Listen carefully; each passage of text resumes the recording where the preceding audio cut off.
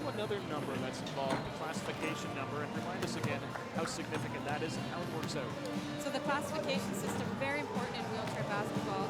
What it is each athlete is assigned a number according to their abilities, and it ranges from a class 1 to a class 4.5, and all the numbers in between have points. So a coach is allowed to floor a team with 14 points on it. So typically a team might have 2 4.5s, a class 3, and maybe 2.1, or 2 class 1s. So that adds up to 14. So you're allowed 14, you cannot go over that, or it's a technical foul, and there's officials on the score table to keep track of that. But you can certainly play under it if you chose to do so. But it's very strategic in terms of a team and how they're selected, which classifications you have, which lineups you have for subs going in, some of your specialty lineups in terms of pressing and those kinds of things. So there's a lot of strategy within the classification system in terms of who's selected on the team and who's in which lineup. So once the tournament goes on and we see a few more of the games, you'll see some of the taller, bigger players that play more in the post and guard positions will be the 4s and 4.5s. Some of the more guard type shooting guards and picking guards will be the lower point players. At this level, anybody can play any position. So looking to see lots of scoring from all the players. 4 years ago, the Colombian team brought the silver medal performance in the process. And the American team was the professional type system where they're affiliated with a lot of the NBA teams, which seems like it's caught on. One of the key things in the U.S. as well is their college system. Their juniors can come right out of high school and go into a U.S. college and play 4 or 5 years of really high-level wheelchair basketball with daily coaching and daily training. It significantly impacts, the pool of players and the quality of the players coming out of that system. And it's the same for the women, which is great.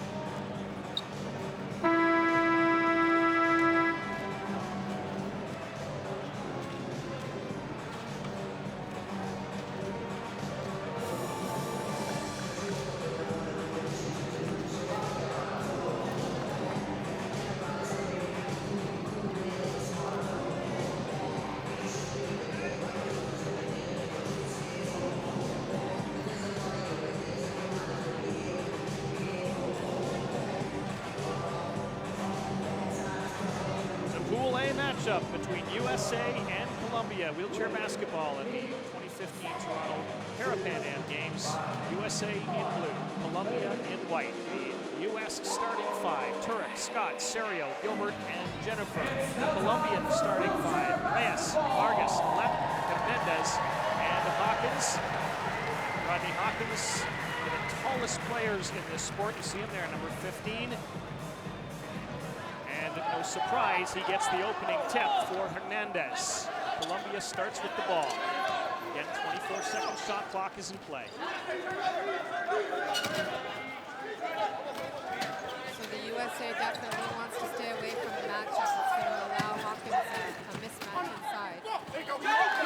And a steal already by the US. And Matt Scott and Hawkins are teammates at Galatasaray. They're playing professionally in Turkey. Steve Serio, now to Scott. Rims it out. Hernandez. The USA is not pressing here, just allowing the Colombians to come right back and set up in their half-court offense. Vargas. Hernandez, the first basket of the game goes to Colombia. So there's that height advantage. The Colombians are getting the ball inside there and pounding it in the paint. It's going to be really helpful to them if they continue to do that throughout the game.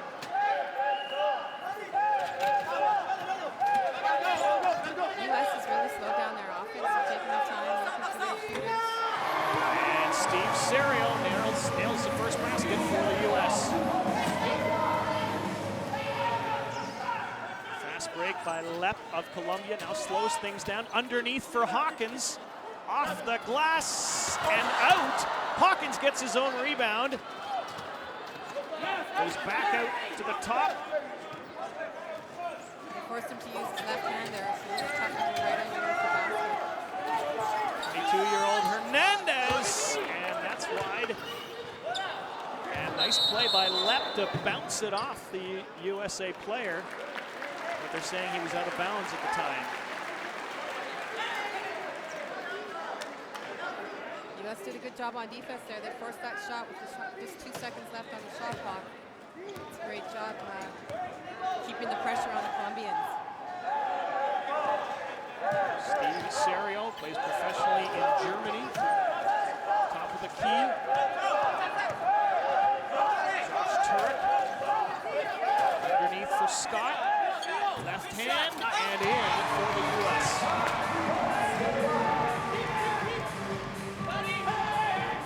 Now we see the US pressing. I guess they're just waiting for the basket. They're looking to keep Hawkins out of the play. Foul called here against the US. So this is where you'll see the difference in the wheelchair game than in the stand-up game, Rob. That was a chair foul there, so their team from US didn't quite have chair position on that back. Yeah, and that's considered a foul. Can't just go up and ram a guy. We're not playing wheelchair rugby here. We're playing basketball. Across town to watch that. Hernandez rattles it out. They get another chance. Goes glass this time, no mistake. Hernandez is one of the younger players on this Colombian squad. He's really came out to play today. He's really focused and ready to score. Serio has time, makes no mistake. Bucket there for Steve Serio. He loves that shot from the elbow. We'll be looking to see him score quite a bit during the tournament. And a steal by Javon Jennifer. Now Serio again, so the US, just like that, gets the ball right back and a chance to add to their lead.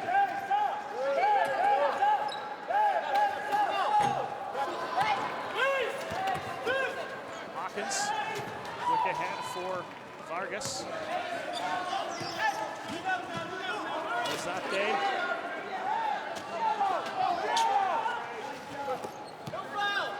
Left. And in. Tie game. Great pass outside there. You can see that's where the classification system comes into play. Higher class player catching that pass and be able to cross body shot and go right around the class body and score that layup. 27-year-old Steve Serio.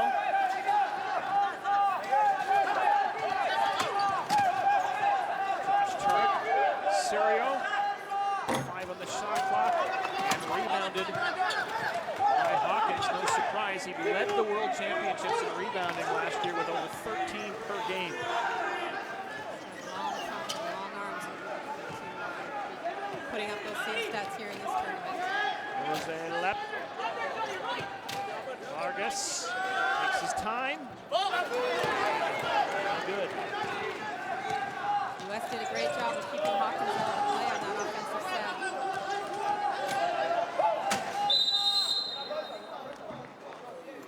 Foul on Colombia.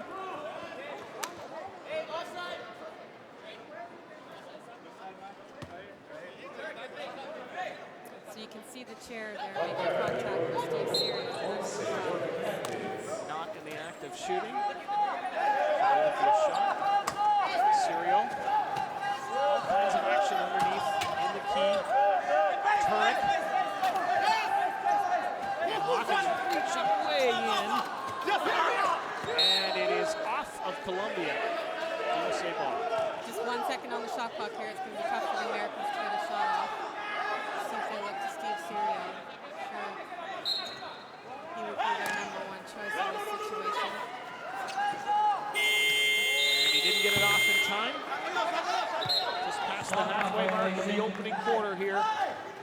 6-6 tie, USA and Colombia. These two teams met in the gold medal game 4 years ago. Not much to choose between them right now. See the USA pressure is really causing the Colombians trouble here. And as you got to get it across by half by the 8 seconds. And that time it was off the Americans and out. We talk about the chair contact and the fouls that are actually called, but if you watch during the dead balls when the whistles are blowing, there's a lot of contact with that. Never shows up on the score sheet. Makes it pretty tough out there. Jose left, takes his time, throws it underneath. And an air ball put up by Elzate.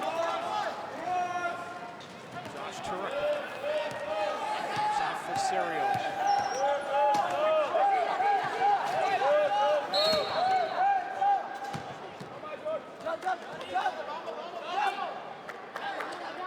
Foul against Colombia.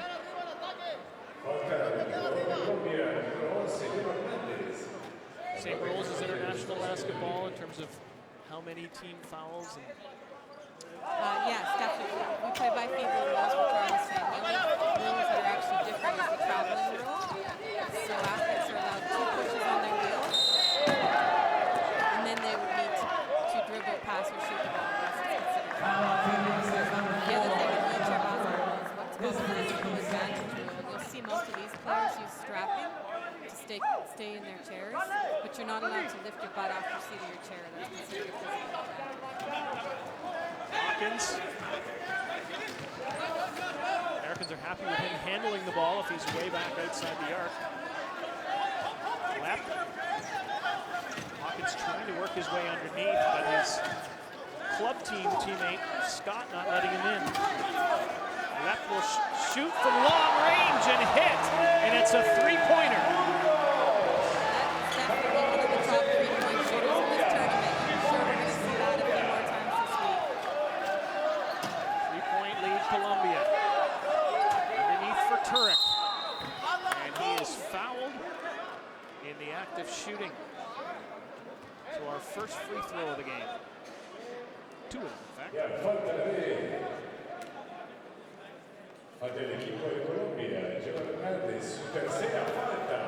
So there you'll see in wheelchair basketball, you're allowed to have your front wheels across the line when you're shooting a foul shot. But on a 3-point, all 4 wheels actually need to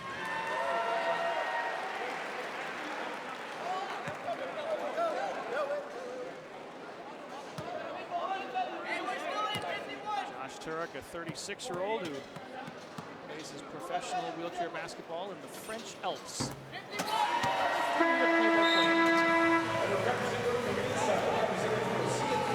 with about 3 minutes left in the first quarter, you have Columbus leading the USA Games. A bit of a surprise or not? Well, I think this is going to be a close game the whole way. It'll be interesting to see. Columbia has a few players that have already picked up a couple of fouls, so that could end up being significant as the game goes on. Miguel Chaparro in the game. Jose Lap. Be surprised to see him play 35 to 40 minutes of the 40-minute game.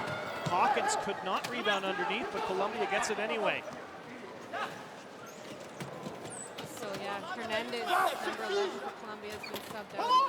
3 fouls on this event, so that could have an impact. Late shot before the shot clock expired from Hawkins from outside, and it's no good.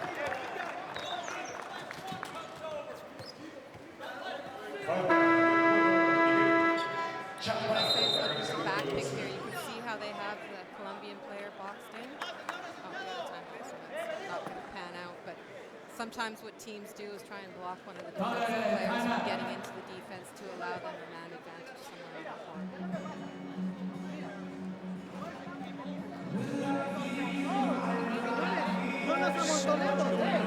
Lo habíamos dicho. Bloquea ahora mismo.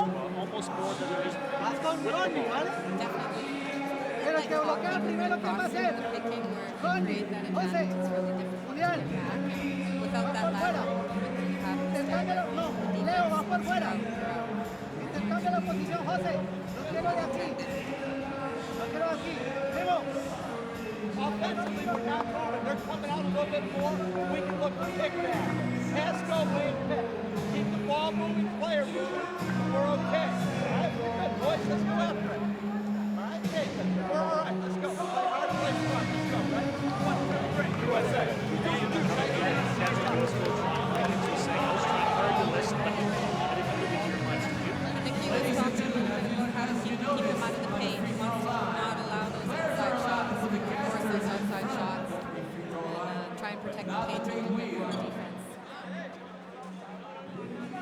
Just over 3 minutes remaining, first quarter at the Mattamy Athletic Center. Men's wheelchair basketball, USA, the reigning Parapan Am champions against Colombia. Silver medalist 4 years ago in Guadalajara.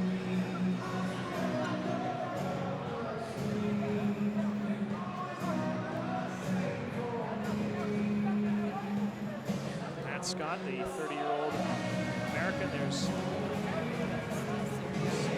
his teammate. Steve's also a product of the U.S. college system, played quite a few years there before he got picked up by RSV Londell in Germany, and I'm sure there's a few of the Londell fans watching and cheering on their boys, Mikey Pay and Steve Serio. Certainly they have a great fan club over there. You'll probably see some of them here at the end of the week cheering on their boys as well.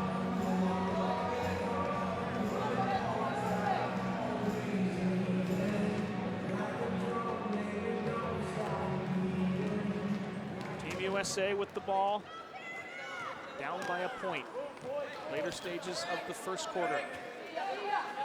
Turek, Josh Turek takes his time, puts it up, and puts the Americans in the lead.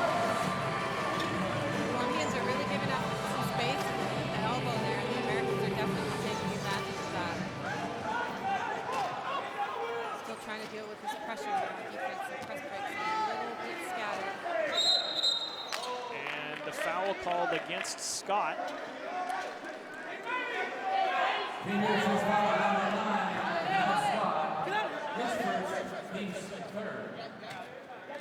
They tried earlier in the quarter to send Hawkins, their big guy, deep on their press break, but now he's in the backwards, and they made a few adjustments to try and break that U.S. pressure. Jose Lep under all kinds of pressure, doesn't want to shoot, and runs out of time. Great defense by the U.S. team there to cause that shot clock violation.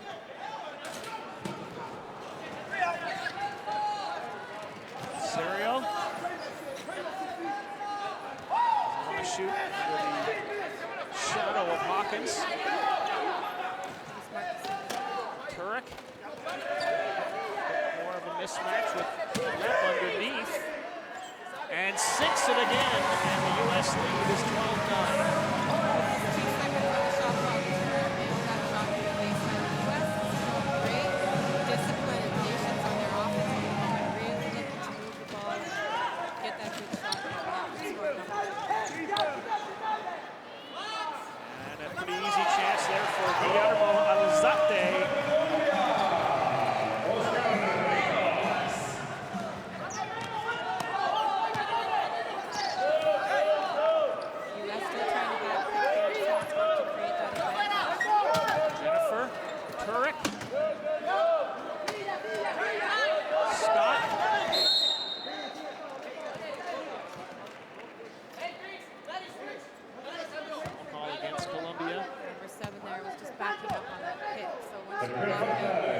Not allowed to back in to regain defensive positions. Just pulled back too hard there. Ran into the American picker. Julian Morado. Foul against him. 1 point lead for the U.S. Late stages of the opening quarter.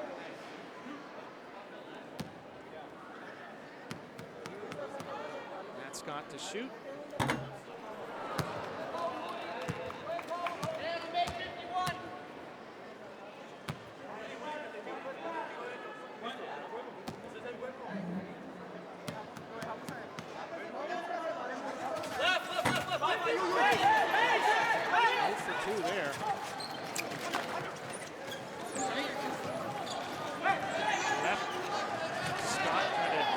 Up for it on defense.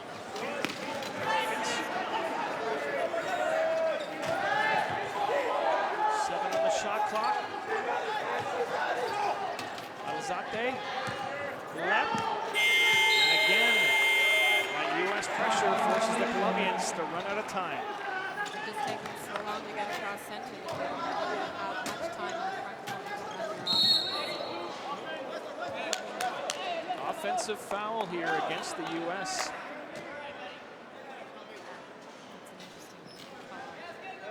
Just not having the chair position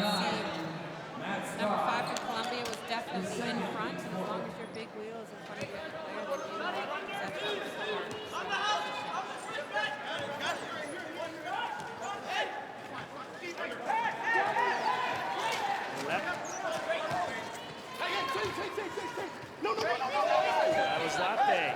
Underneath for Hawkins. And again misses. Tries again off the glass and gets it to drop finally. Really great job picking by the Colombian team in order to get Hawkins that position under the basket.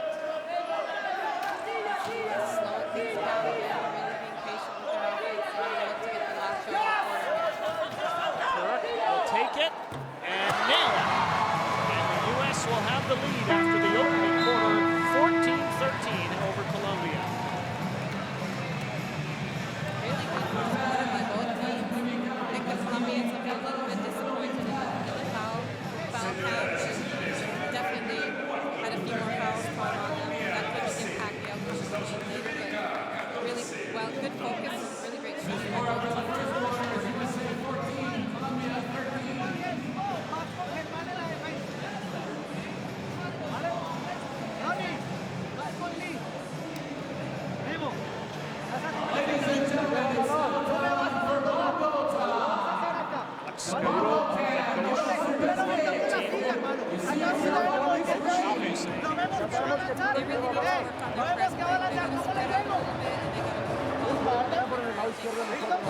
not having enough time to run their offense. They're going to have to look to pick for each other and create some better passes. That way towards the basket, where it's going to move that way. So you slow that. You want that on your windmill until he gets in front of run, and then you turn away. But you turn and run on your windmill. They're going to still it back in front of these to deliver his teammates. You can see Aaron there. If you look at his hand on his wheel, he's missing a couple of fingers. So Aaron's actually a class even though he does have full front. When your hands are affected, it does affect your classification. Obviously, it's going to impact We'll go to bed. We'll go to bed. 2.1 very valuable player. Good job, boys. Good job.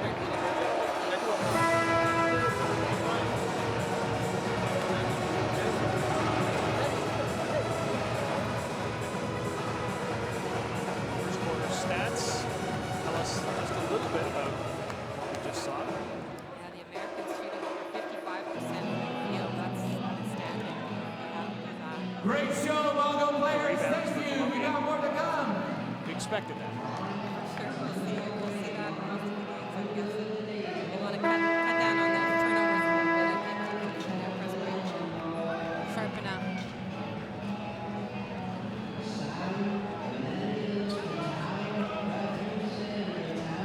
Got some new players in the game now for the U.S. Just mentioned Aaron Gooch. He's in the game. Last two player, 29-year-old out of Dallas Mavericks. Jermel Penny is in. Second quarter action. USA reigning Parapan Am champions against Colombia, the silver medalists from 3 years ago. First game of the tournament for both underneath Brian Bell. No good. And again, the rebound by Rodney Hawkins. Garcia just lost that one. Now Serio. Again, rebounded by Hawkins.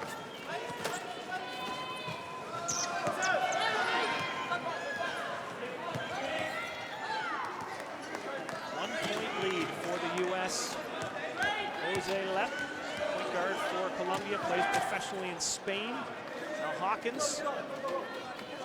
Diaz. Long ball misses.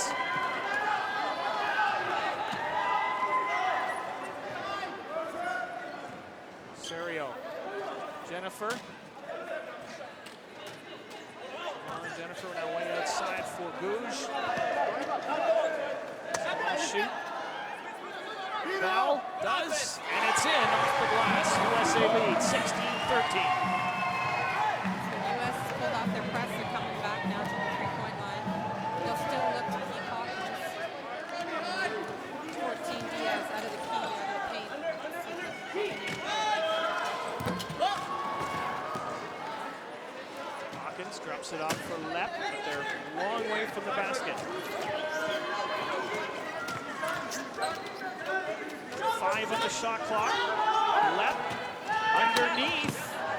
And a point for Columbia. Diaz. 2 points, actually.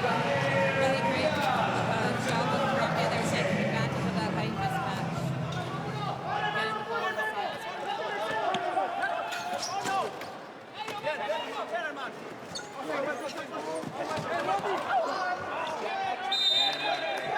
Chance for Hawkins to steal it, but knocked it out of bounds. So the U.S. has 10 seconds here on the shot clock to get a shot off. Jermel Penny plays for those Dallas Wheelchair Mavericks. Serio. Up and in. 18-15 USA. So consistent with that elbow area, either right side or left side. Definitely place for Steve Serio. Taking advantage of that space. See the U.S. dropped off a bit on their full court press. Yeah, they're coming back to the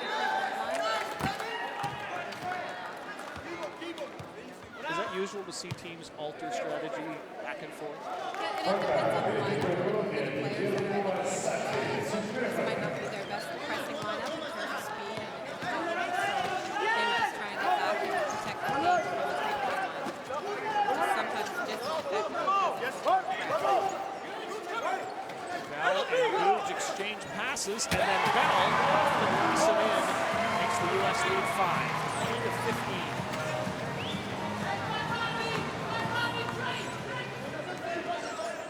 you can really hear the communication from the U.S. team on their defense. That's probably one of the things that makes it so effective. Garcia. Lepp. 5 on the shot clock. Garcia underneath. And foul against Columbia. Tiempo, necesitado por el equipo de Colombia. Timeout, Colombia. Down by 5. And the second quarter has been pretty much all U.S. Coach wants to just look to stop that run a little bit and change up their strategy now that they don't have to worry so much about press break. They need to worry about their half-court offense. ¿Sí o no? Este señor 2 veces. Le ha metido 2 canastas porque está en vivo. Porque vienen defendiendo los dos. Los 3 órdenes son desórdenes. No te tiras a no. Hace más no. Estamos en defensa ya de algo. Pero lo dejemos aquí con el gol, ¿no?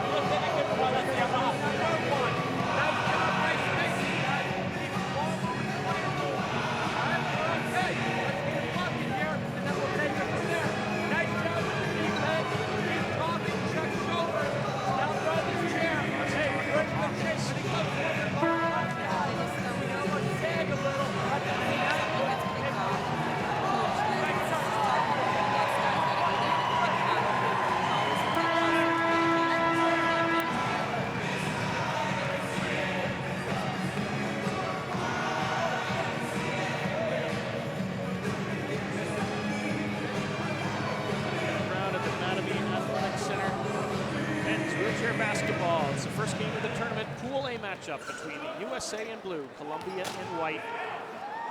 Rematch of the gold medal game 4 years ago in Guadalajara. Serio underneath, and Bell.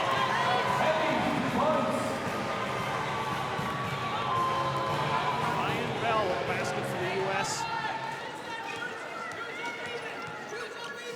Jose Lepp with the ball now. He led the tournament in assists 4 years ago in Guadalajara.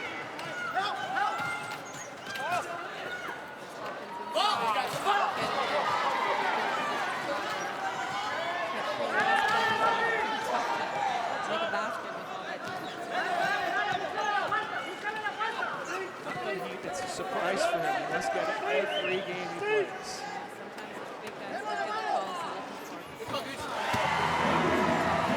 Basket for Aaron Googe, the 29-year-old. Those Dallas Wheelchair Mavericks, the champions in the U.S. U.S. Domestic League. Underneath Alzate by himself, can't use the glass. Back for Diaz. Now left.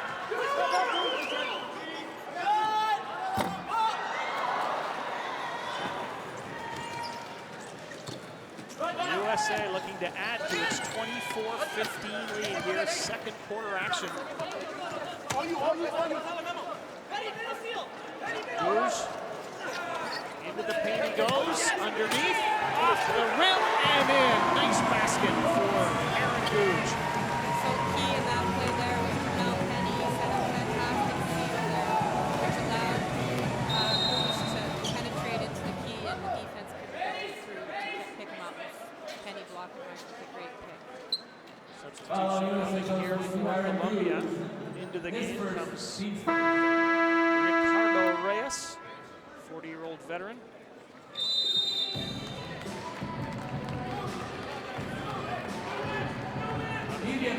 Oscar Rios.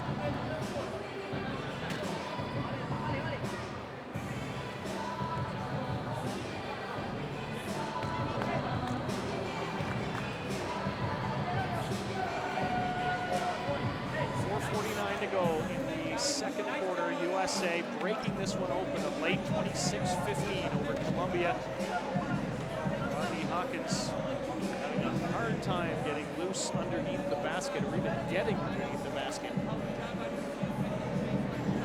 After the YMCA, this is now time for Spring Parapan. Maybe a little bit more patience on their offense. Come out here, we're in good shape. Boys, let's win this possession. We'll take it from there. Hey guys, offensively, when it's a 4-on-4, let's stay spread. Maybe we're 1-on-1 right here, right? Look for picks. He feels good about it. Good time. Passing, we're in good shape. Don't look at the reference. We're okay. All right, nice job, boys. Keep playing it. One more time, guys. I'll take the big every time.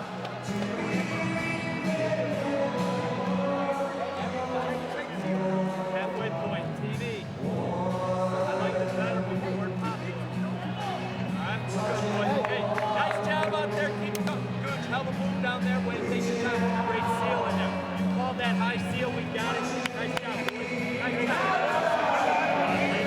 boys. Nice job. Rob Taylor, the coaches for the U.S. team. Mike and Sidney. All right, let's go. Ready? 1, 2, 3. USA.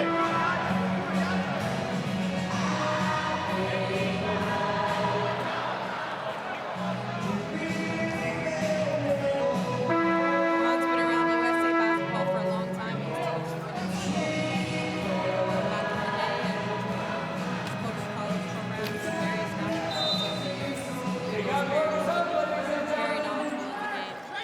Fierce battle going on behind the ball. Rodney Hawkins is trying to get into the offensive half of the court. Left advances on Hawkins. He knows he's covered. He's going to look for another option. 6 seconds on the shot clock. Hawkins from long range.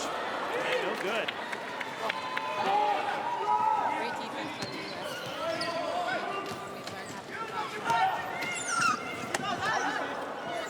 US. Serio, one of his players is down. Jamel Penny fights his way back to his wheels.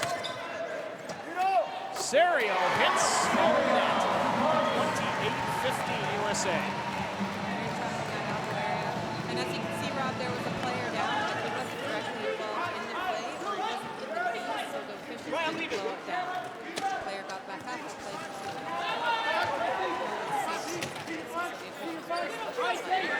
Hawkins. Glass and in. It'll count. He'll get a to add to it. Mahar. Any time to defend that, I think they actually got a hand on that.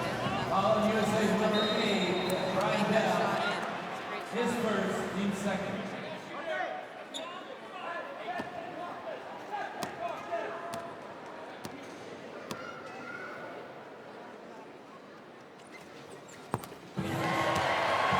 Makes it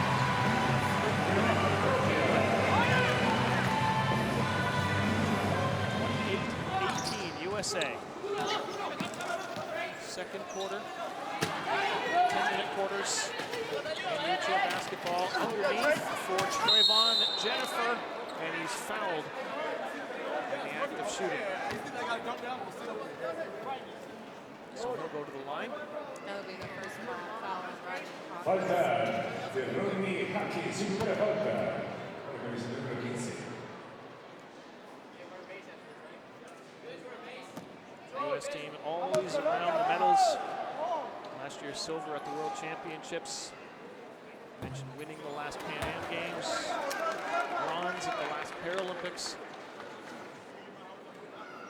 Definitely, there's been some great battles.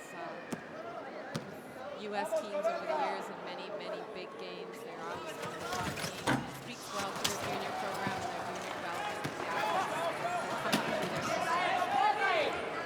Alzate.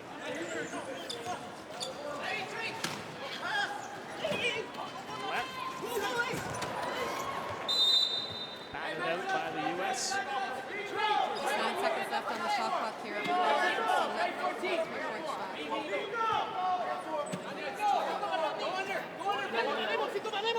10-point lead for USA.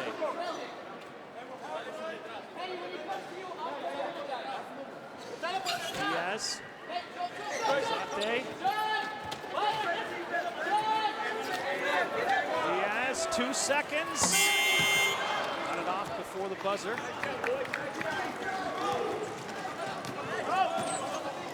Nice break by the U.S. Now Serio slows it down. Bell.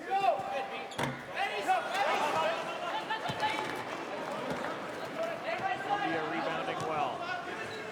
Diaz.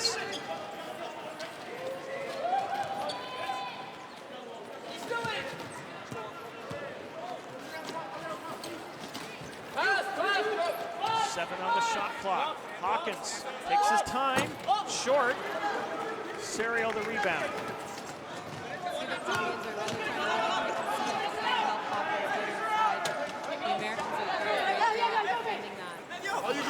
Gooch.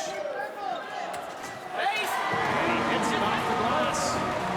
Looked like his chair got turned a little bit too underneath there, which makes it even more difficult to shoot. They're not smart in the basket. It was a great finish there.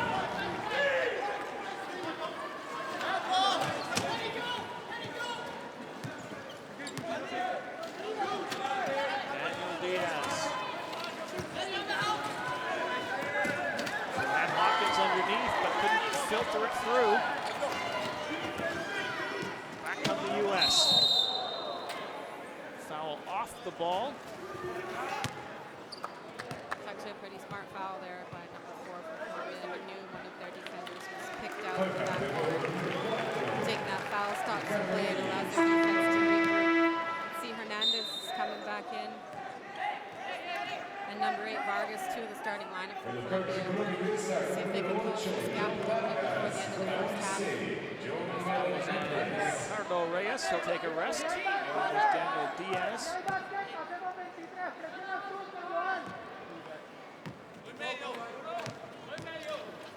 Steve Serio. Aaron Gooch. Great pick and roll. Hawkins rebounds.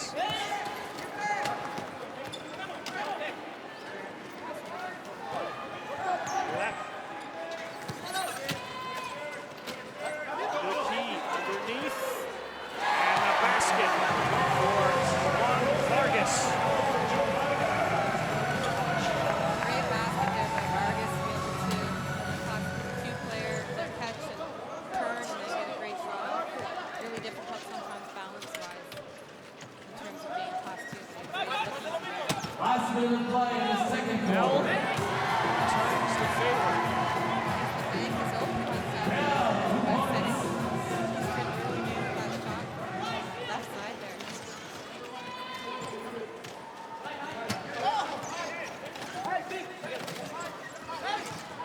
Signs of action underneath the basket. Left.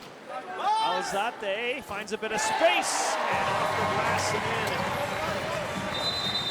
So the Colombians now have realized that double team that they're putting on Hawkins is allowing some of their other players to get open. So they're moving the ball to that open player.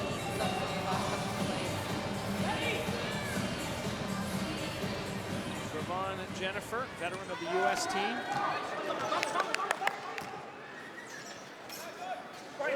Serio. Bell. Serio. 7 on the shot clock. Underneath for Jennifer. And looks like an easy basket for the U.S.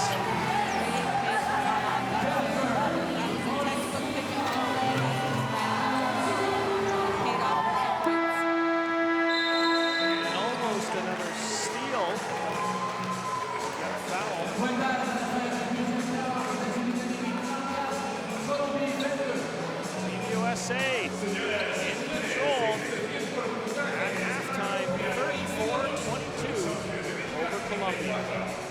So yeah, those 3 fouls in the first quarter really impacted things. I think for the first half for Colombia,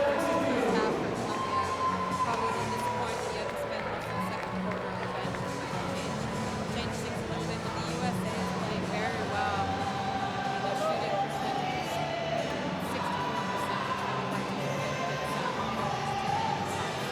That's pretty impressive. They've been very patient.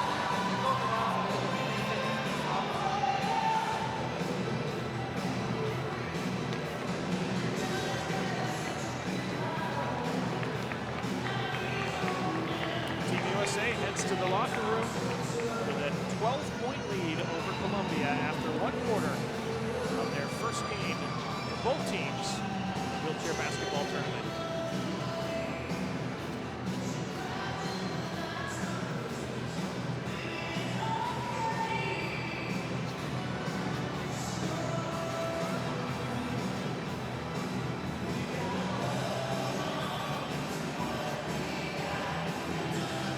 Jumps out at you, Marty, when you look at the stats here. Definitely the shooting percentage of the U.S. is outstanding. For sure, the turnovers for Colombia is definitely an issue for them.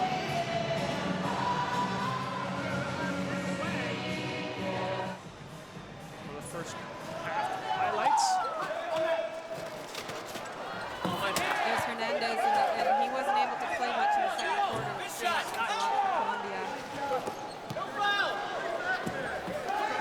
You see that Colombia was successful when they were in the paint, but the U.S. did a great job of keeping them as far away from the basket as they could for most of the second quarter.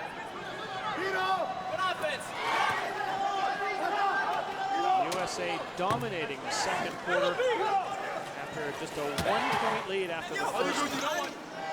Aaron Gooch came in, a few others, and they had an 11-point margin after the second quarter.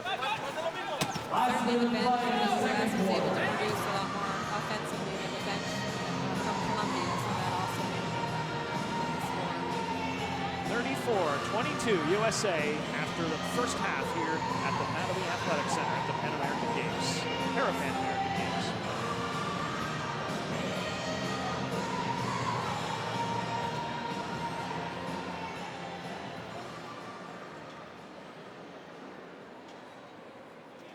Ladies and gentlemen, show your best move on the dance cam.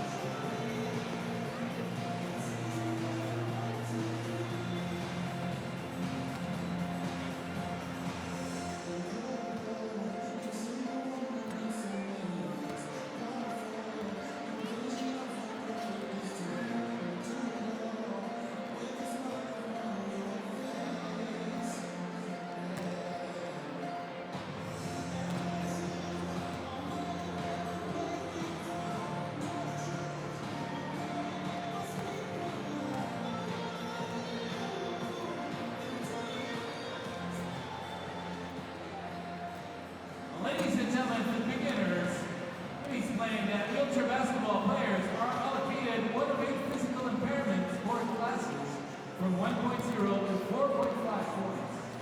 All athletes compete in a wheelchair and have an impairment affecting their legs or feet that would permit them to compete equally in able-bodied basketball. Those do not have impaired arm function. To ensure fairness, each team of 5 players is only allowed to have a sport class value total of 14 points on the field of play at the same time.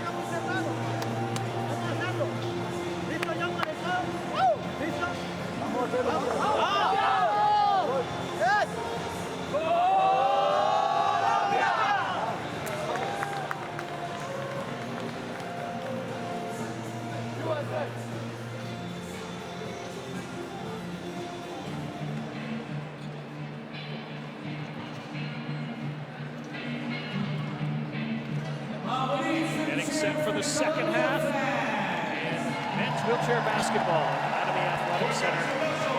Team Columbia in white, Team USA in blue. It was close after the first quarter, a 1-point lead for the U.S. on a late basket. But they caught fire, the U.S. did in the second quarter, and now lead 34-22. Columbia's big man underneath, Rodney Hawkins, will try to get himself open for shots and rebounds, but the U.S. will no doubt spend lots of time, and there's a good way to counteract it with shots from the outside by the U.S., or by Columbia. That was Vargas.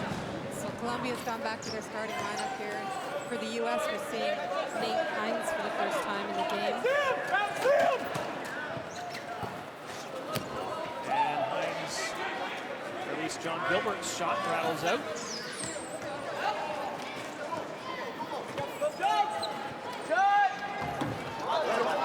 And another attempt by Vargas, not good that time.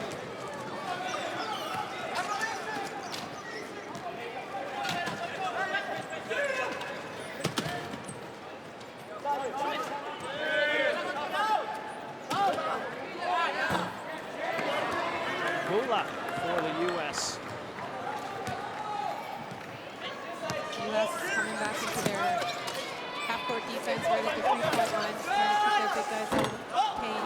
Jose Lett trying a three-pointer. He was second best in three-pointers at the last World Championships last year.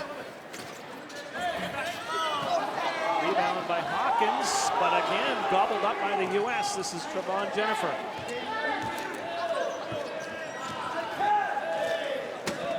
Serio. Shot clock's running down here. I'm not sure if you guys are aware of And the long pass intended for USA, and John Gilbert way over his head.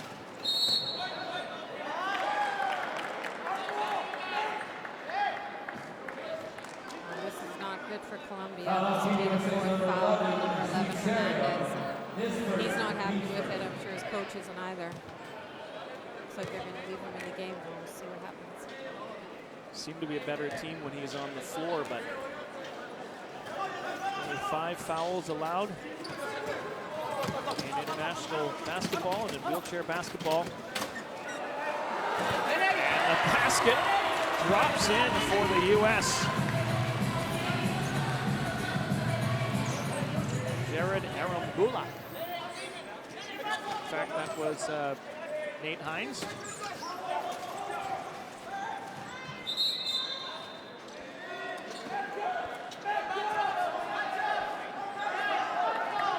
Point lead for the U.S. early stages of the second half. So because that was a Colombian player down in the key, they won't get a reset on the shot clock. So Columbia has 12 seconds to get a shot off here. Correction, the last foul was on Columbia's number 11, Hernandez, is for. So Hernandez, unfortunately, Zate have to come out now. Sometimes when coach is making a sub for one player, another player has to come out because of that classification system we were chatting about earlier, Rob. 3-2 on the shot clock. Up and in for Vargas. Great catch and shot there to finish before that basket.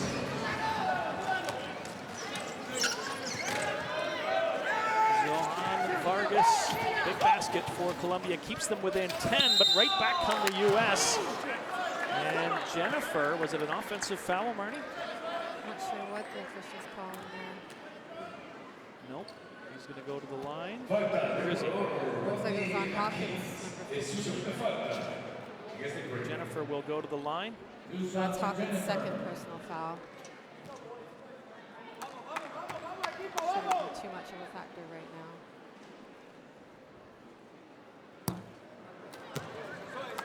Jennifer at 2 points in the first half. By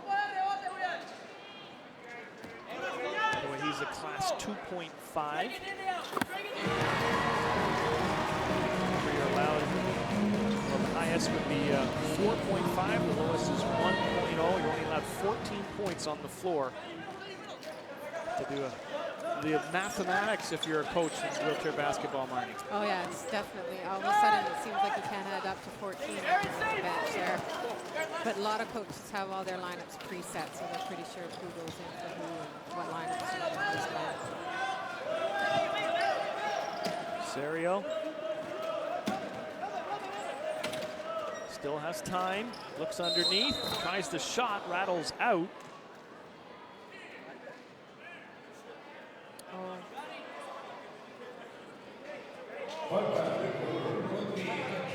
That's the third foul on Rodney Hawkins there. The officials calling him for backing in, trying to fight for that rebound. It's unfortunate. Going to give the U.S. a reset on the shot clock. But a steal by Columbia. Lepp has Hawkins with him.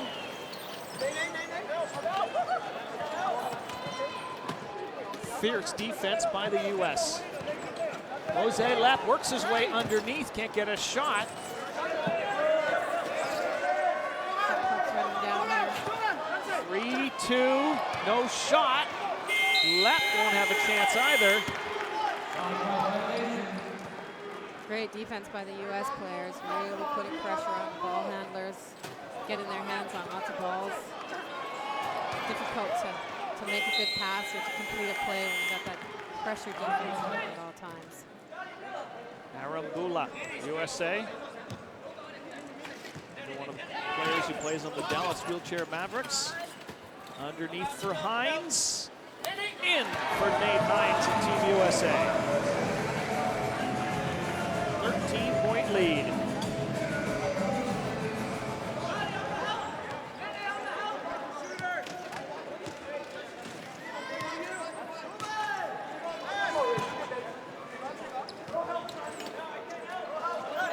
Reyes, under 10 on the shot clock. Lepp, under 5 on the shot clock. Puts up a three-pointer. Back from the U.S., Arambula.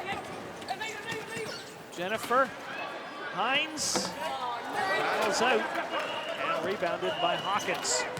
Good passing by the U.S. on that 3-on-2 to find the open player. Steal by the U.S. on Jurado. Serio glassing in. Great steal by his teammate there to keep the defense out and allow Serio to go to the basket uncontested on that layup.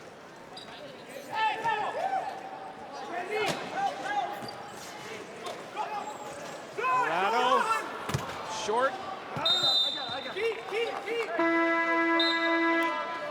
Would sure give Hawkins a lot of help if somebody could sink the basket from the outside for Columbia. It definitely takes some of the pressure off inside there, yeah, for sure. He's been fighting the whole game just to get position. But this U.S. defense has been very strong.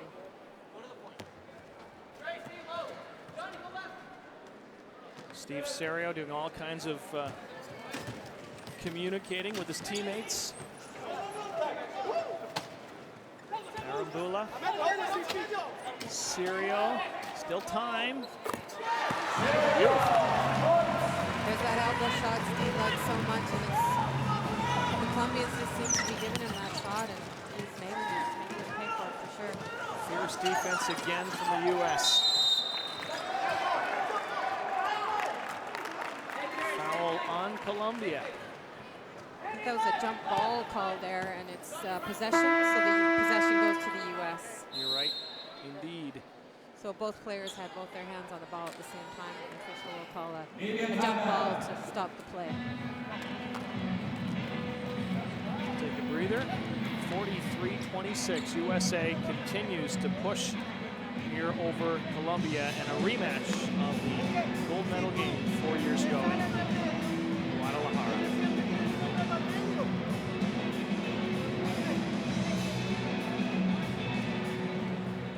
All right, here in the dancing mood, ladies and gentlemen, let's try this one.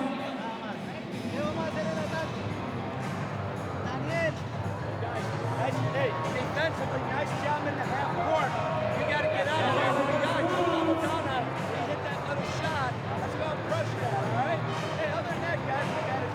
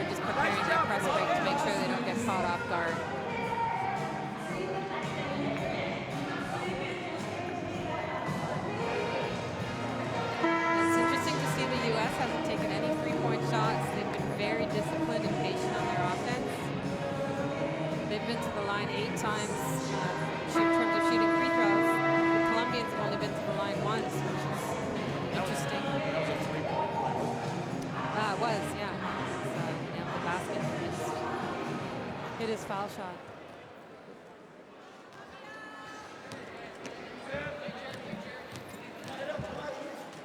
Third quarter action. Men's wheelchair basketball at the Mattamy Athletic Center. Rob Snook alongside three-time Paralympic gold medalist Marnie Abbott. USA and Colombia were tight, very tight after the opening quarter. US has since been pushing, and they continue to push. Steve Serio with 2 more. Steve with 14 points now for the U.S. He's really leading this team in terms of scoring, but I think his biggest contribution has been defensively, really quarterbacking their defense and keeping the Colombians out of the paint. Miguel Shapiro, U.S. leaving him alone. Left though, as it batted away. And we've got a foul on Shapiro, upending Trevon Jennifer. So again, Jennifer just was slightly in front there, and Chaparro got into his wheels and did not have chair position, so the referee pulled him down.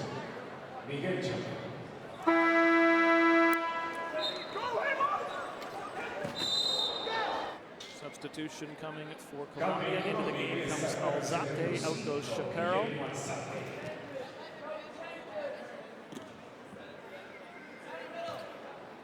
Both are class 1.5 players, so they can swap straight up for each other, which makes it nice for the coach. Arambula underneath. Serio. Arambula. Left wing. Beautiful.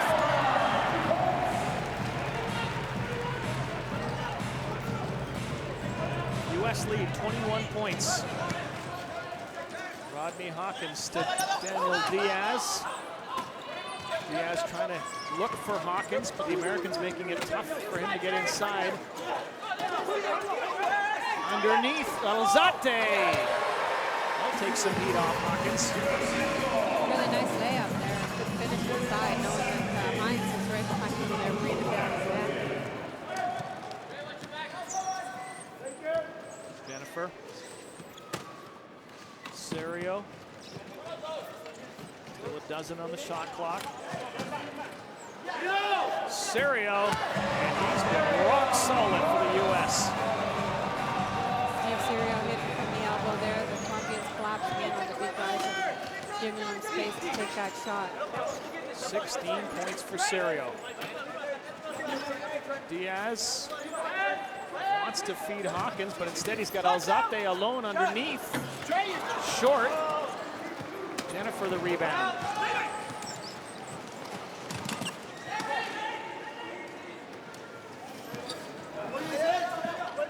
Nice pass underneath. And Arambula fouled.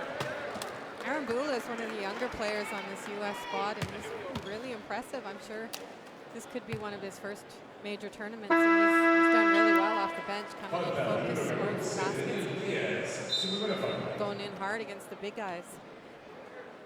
Substitution for USA in the game, Drake Williams.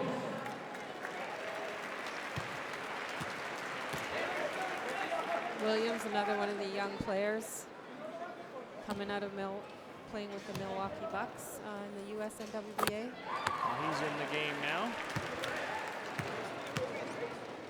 U.S. just continues to show its depth. Arambula.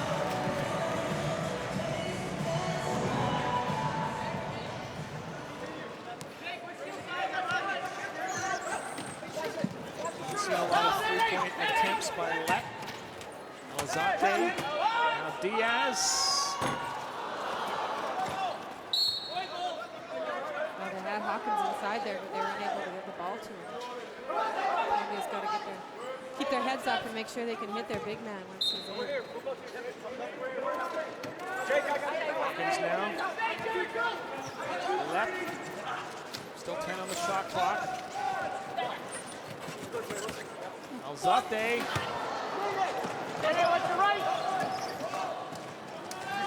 Hines. Serio. Here come the U.S.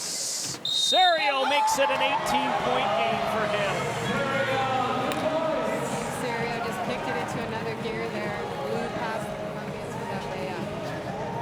That speed and agility is just phenomenal.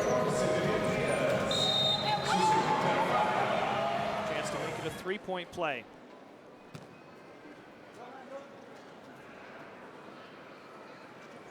Serio on the line for 2. For 1.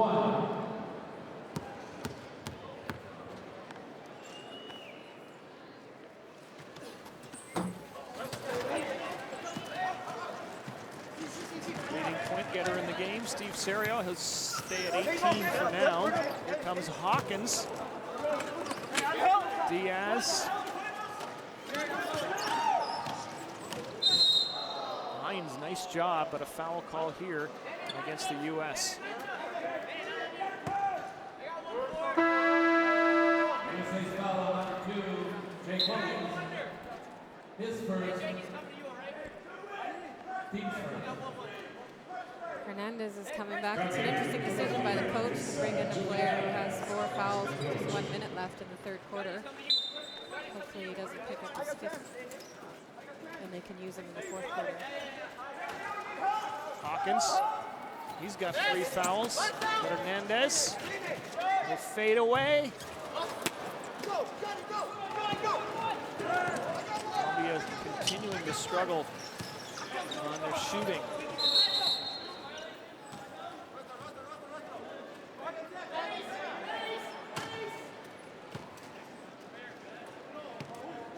Columbia gets the ball back after the U.S. foul. Rosate.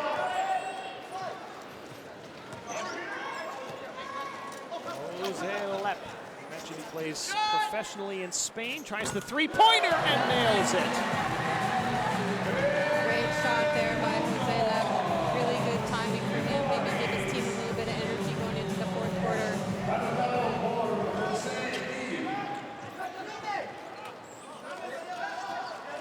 Williams, Arambula. Hernandez being very careful there with the 4 fouls. Hines for the U.S. And rebounded by Columbia. Foul call against Arambula.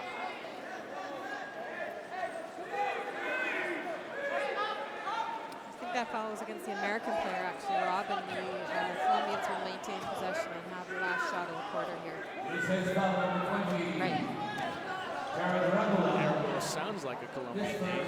Team second. Lep underneath, Hernandez, and it goes. Nice late little push here by Columbia. Final points of the third quarter. They're still down, but they're rolling a little bit forward here.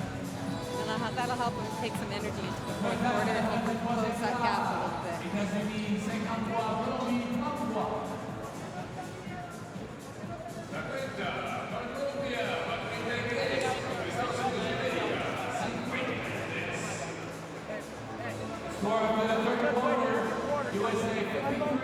Great game so far for USA's Steve Serio. Leading all. I think the thing about Steve, too, that's great is he is leading all point scorers with 18 points, but he also has 7 assists, so he always seems to be able to find that open player and help his teammates be involved in the game as well. Saw a steal by him as well. He can do it both ends. Definitely a very good player defensively, and one of the key things is his communication and his ability to help his teammates make their decisions defensively as well. You mentioned he plays professionally in Germany. The German league is quite developed, isn't it? The German league is great. It's quite a small country, so it's fairly easy to travel. And they have lots of international players playing in their league, and they got a couple of different divisions too. So they have a good feeder system up into that top Bundesliga where all the top players are playing. They're very consistently winning Champions Cup and winning a variety of different European championships. So definitely the RSV London is a great history. Really great coaching from Nikolai Zeltinger. Really good club there as well. And as I mentioned earlier, really great fan base. Lots of the German teams, and same with other European countries and other teams. They have a really great fan base and really keen on wheelchair basketball, and the sport's quite impressive over there.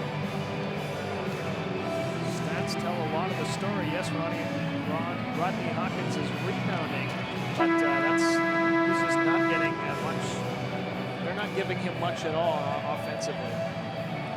No, the defense has done a good job of keeping him out of the paint, which is certainly key. I'm sure something they really wanted to focus on going into this game. We see Mikey Pay from the U.S. in the game for the first time. He's a very similar player to Steve Serio, likes those elbow shots, good ball handler, good passer. He'll look to be a bit of a point guard and quarterback the defense as well. Matt Scott back in for the U.S. Brian Bell, Pay, Googe, and Gilbert. Juan Hernandez for Columbia. 4 fouls in the game. Looking underneath. Goes to Hawkins. Guarded by Scott. Rattles out. And great rebound there. Columbia will maintain possession. It was their player who was down in the key, so the referee blew it down just to make sure everybody was safe. Vargas. Hawkins. Tries a three-pointer. And Hernandez couldn't rebound it. U.S. lead still 20, 53-33. Early stages, 4th quarter at the Mattamy Athletic Center. Rob Snook alongside Marnie Abbott. And Googe's shot out. Americans rebound, and in it goes. Aaron Googe. Real heads-up play by Matt Scott there to grab that rebound and pound it inside to Aaron. He's got a chance for a 3-point play here. Googe on the line for 1.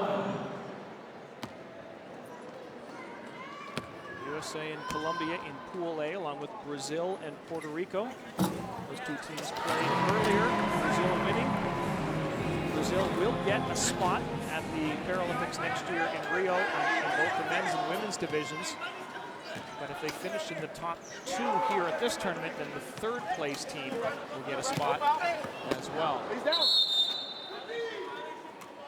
Hernandez, at least Vargas went down.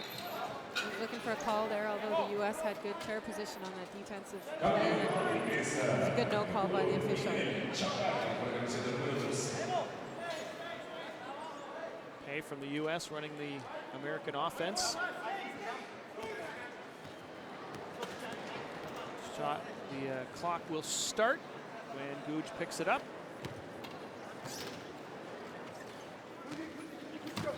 Lots of time for the Americans to work. But an errant pass. Good job by Scott to retrieve. Still time. Googe, Scott, and rebounded by Hawkins, and up the floor it goes for Shapiro. A great defense by Pay. Hernandez. Oh, great fake there by Hernandez. Beats out Matt Scott and Brian Bell and finishes the layup. It's a really solid play by the young player from Columbia. 22-year-old Hernandez. He could just stay in the game. Yeah, unfortunately. That's a big part of the learning curve, though, isn't it? Certainly is, especially early on in the tournament. You don't want to take unnecessary chances. Once you get a feel for the officials, sometimes you can understand the consistency a little bit better as the tournament goes on. Now, if you're the opposition and you want a player to get in foul trouble, what do? A lot of back picking and, try and frustrate them a little bit, maybe give them a little bit of contact during dead balls. But just general harassment. Like the U.S. has done a really good job of double teaming, pressure on the ball at all times. Little circus shot there by Brian Bell, doesn't sink. The U.S. will get the ball back.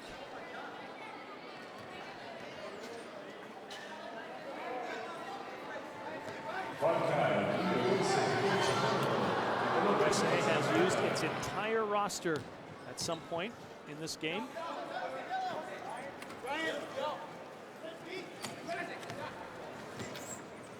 Okay. Still lots of time underneath for Bell. And a little more standard shot that time, and it goes. Nice little spin move by Bell on the baseline to get open there and create some space between him and the defense and allow him to get that shot off when he's good.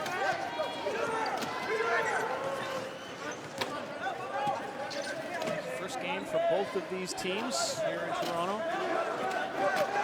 Vargas tried to go underneath for the pass, bounced it off the American chair. The chair considered part of a player's body. It is, and as long as it's not considered an intentional force out, then the play will be as it is here. If the official thinks you've done it on purpose in order to stop the play or create an advantage, then they may blow it down. Hawkins shot short.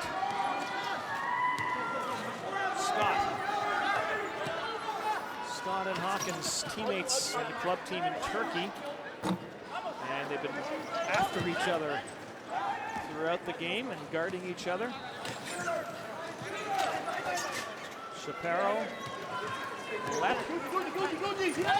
Fierce action continues under the basket. Hernandez. Shapiro, Hawkins. Hawkins off the glass and in.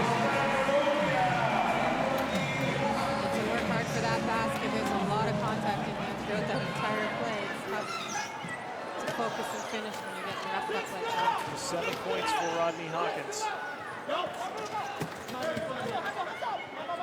Bell drops it off for Pay. 5 on the shot clock. Scott, long range. And rebounded by Hawkins. Hernandez, the 22-year-old for Colombia. Goes long range. Rebounded by Shapiro. And who's the foul on? It's on Vargas.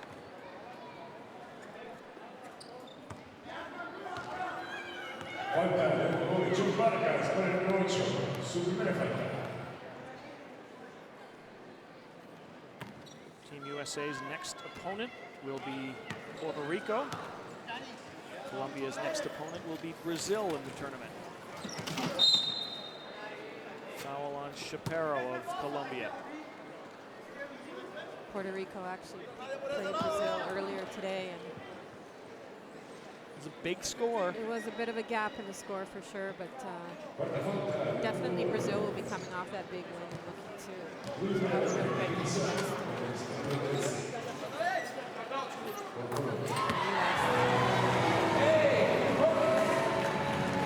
Mikey Pay with the basket.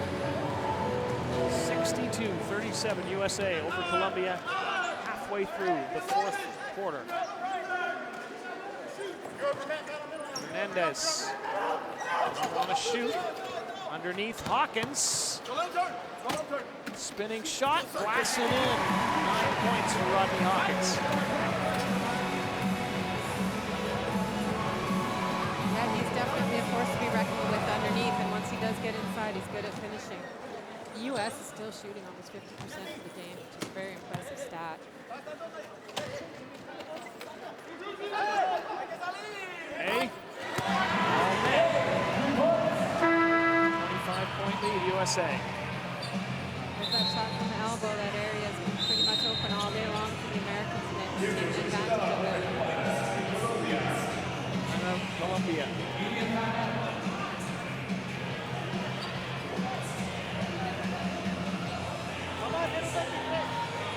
People see the chairs and they see how certain people are high in their chairs and other people are low. Rules about that too, isn't there? There's definitely rules about the height of the chair and the size of the wheels. They can't be over a certain height, and the footrest has to be a certain distance from the floor. The wheels can't be bigger than 27 inches. So it does impact the size of the chair a little bit. If you're a class 4 player, you're allowed to have your chair sitting higher. Why is that?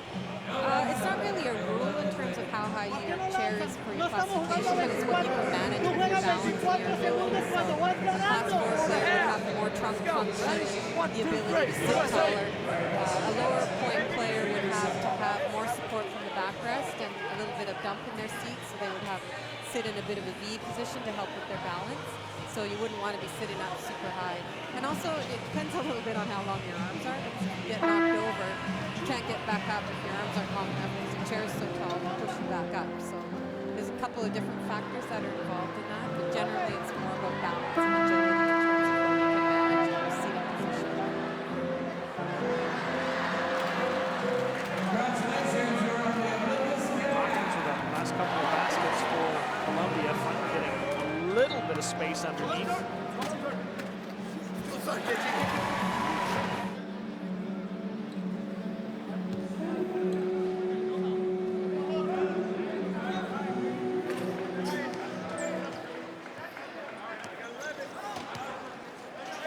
Hernandez for Columbia.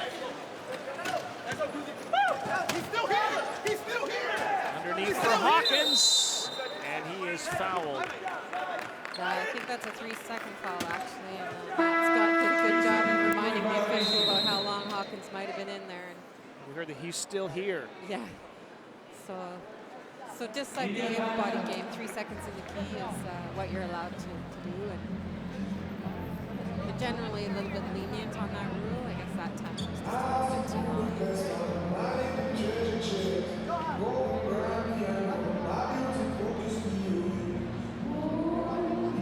Likens with a word for Mikey Pay.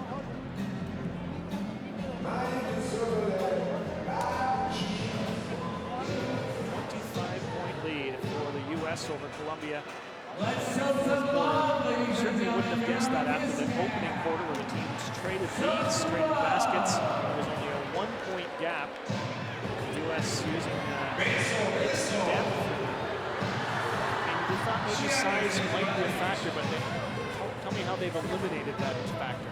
The defense basically just kept Hawkins out of the key. And I think without Hernandez out there in that second threat, it was a lot easier for the U.S. to focus their defense on Hawkins and be able to double team them a little bit more in the second and third quarter.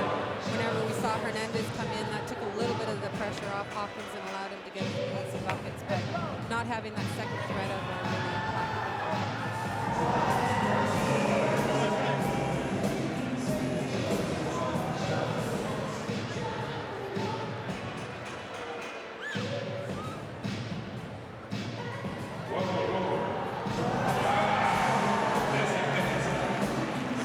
Team at the Parapan American Games will receive a spot at the Rio Paralympics. So will the silver medal team. And if one of those two teams is Brazil, then the bronze medal team will also get a spot next year at the Rio Paralympics. So an awful lot at stake. These teams, all of the teams in the tournament have sent their best players because their programs are so, they lean on that involvement in the Paralympics, don't they? Certainly it's the ultimate goal for most countries to participate at that level. Qualification is definitely a big step in that, so you don't want to look forward too soon, but definitely the top prize in terms of where you want to be in wheelchair basketball or any other para sports as well. Vargas. Columbia gives up the ball. Matt Scott. Hawkins on him. Off it goes, but it'll be USA ball still with 16 on the shot clock.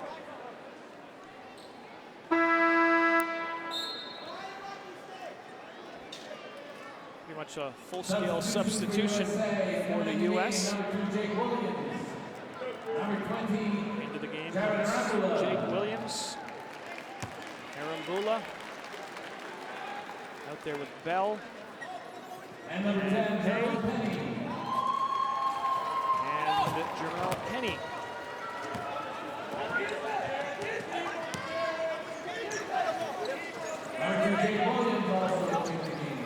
Left trying to feed Alzate, but out of his reach.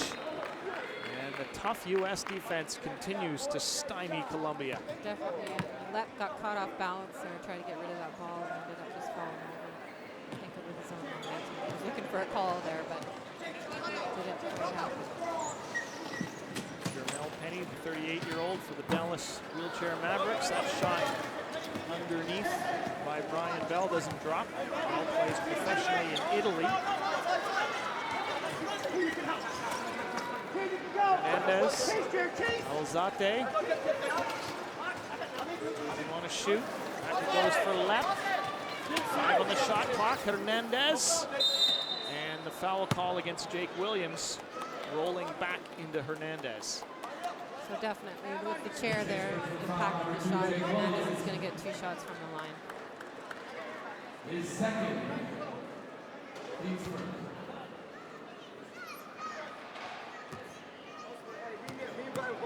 Hernandez, a 3.5 player. When you're as mobile as him and you're a 3.5, you add a lot to your team. You certainly do. He's definitely got some quickness and agility. He's got a nice long trunk, so he's got some size advantage over some of these other, the 3.5s he might be matched up against, and definitely a great young player. The wheelchair basketball coaches recently was telling me how important it is to be able to class up on defense. Tell me about that. So that means like a player like a class 1, if a class 1 can guard a 4.5 or even a class 3, that's really going to add an advantage somewhere on the other end of the court. So even with some of the back picking and blocking that we've seen, some of the low point players are able to back pick a 4.5. That means somewhere on the offense there's a big mismatch in terms of what their advantage would be. So really creating those mismatches, whether it's classification or height or speed, is key in wheelchair basketball in terms of being successful. Circus shot by Hernandez. He's fouled and he'll go to the line.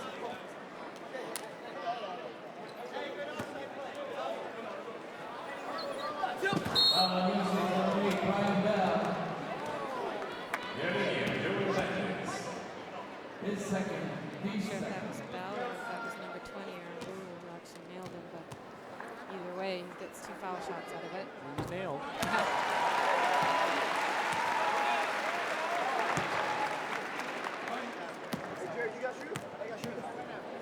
Not only important here for Columbia to try to cut into the U.S. lead, it's just important for them to get something going for the rest of the tournament, isn't it? I think they definitely want to finish this game on a strong note. They'll watch the tape and they'll see where their deficiencies were and try and make some adjustments. I'm sure their press break will be something they might want to look at and practice in the next few days, because other teams are probably scouting and watching and seeing that might be a bit of a weakness for them. So certainly there's a lot of good things they can take from this game too. I mean, they've played hard and the first quarter was fantastic. If they could keep that consistency and that level of focus up for an entire game, There's no look pass by Pay to Arambula. Can't get it to drop. And Vargas with Columbia looking for a bit of a push here with 95 seconds left. Hernandez, no room to get inside, so he'll shoot from outside. Short. And Arambula up for Williams. Chance for a layup with Hawkins, though, hovering, and he nails it. Goes to the left-hand hook and gets it over the big guy and finishes the layup. He'll be happy with that. He acted like it was nothing, like he's done that a million times. He's smiling inside, I'm sure of it. Hernandez over the glass again. Columbia not going away here. Got a little full court pressure now on this U.S. squad. Arambula underneath for Williams. Another shot for the U.S. Arambula puts it in.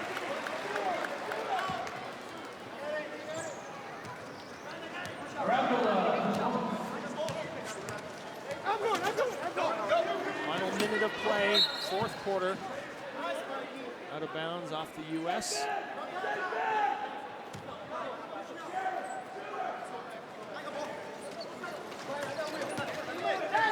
Vargas. Hawkins has played the entire game for Columbia. Still can't get any room underneath.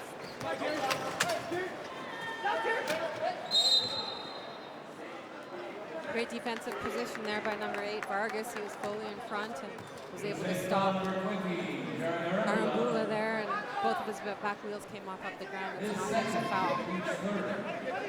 So a new shot clock for Columbia, but we're in the final half minute of play.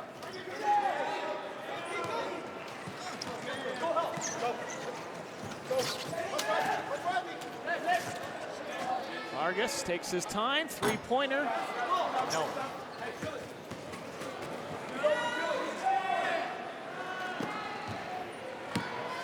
final seconds now. Team USA with an impressive performance, certainly from the end of the first quarter on, dominating Colombia. They take it 70-42 over Colombia. USA did a great job of using their entire bench in that game. That'll go well for the rest of the tournament. Some of their players getting some rest and making sure everybody gets involved early on. Colombians, I think, with a few adjustments, will look to come out even stronger for their next game.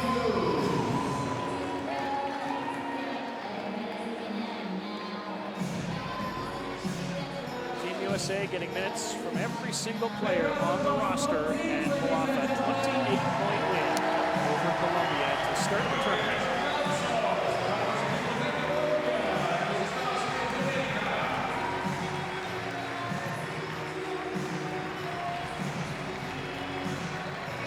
All but one U.S. player scoring the basket as well.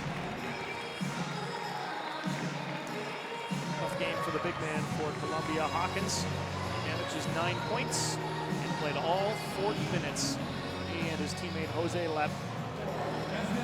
You see this one, how it all finished. Those young players from the U.S. squad, we'll be looking for them in the years to come. I think Colombia only shot about 32% on the game, where the U.S. shot as a team over 57%, which is pretty impressive for an entire game. Very good stats. It's going to be tough for teams to defend that.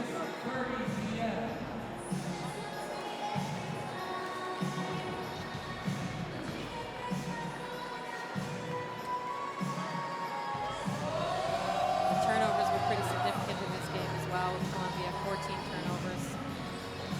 Speaks to the pressure of the U.S. defense. Surprisingly, the U.S. didn't shoot any, well, just that one 3-point shot. They, previous years I've seen them take a lot more three-pointers. Their offense is a lot more disciplined, patient, and you can see it really paid off for them today. Numbers on the top are the big ones. 70-42 USA in this Group A matchup. Here is your Group A standings. Wins today by Brazil, and the U.S. losses today by Colombia and Puerto Rico. And the U.S. team will play Puerto Rico next. Colombia will play Brazil next. Both games will be tomorrow.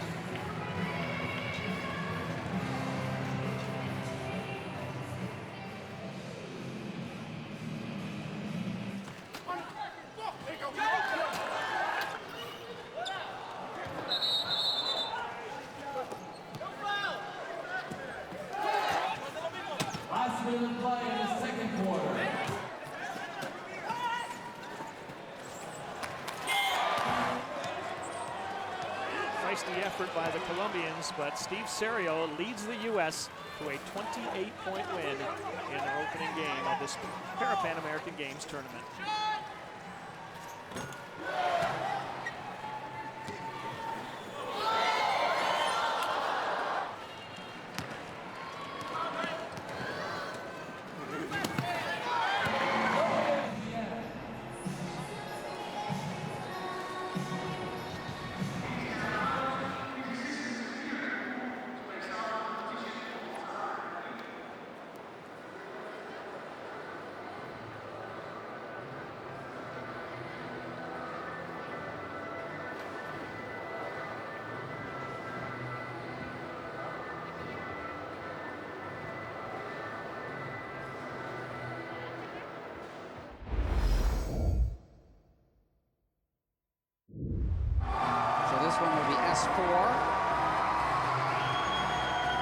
Here's the start list for the men's 100-meter freestyle S4 category.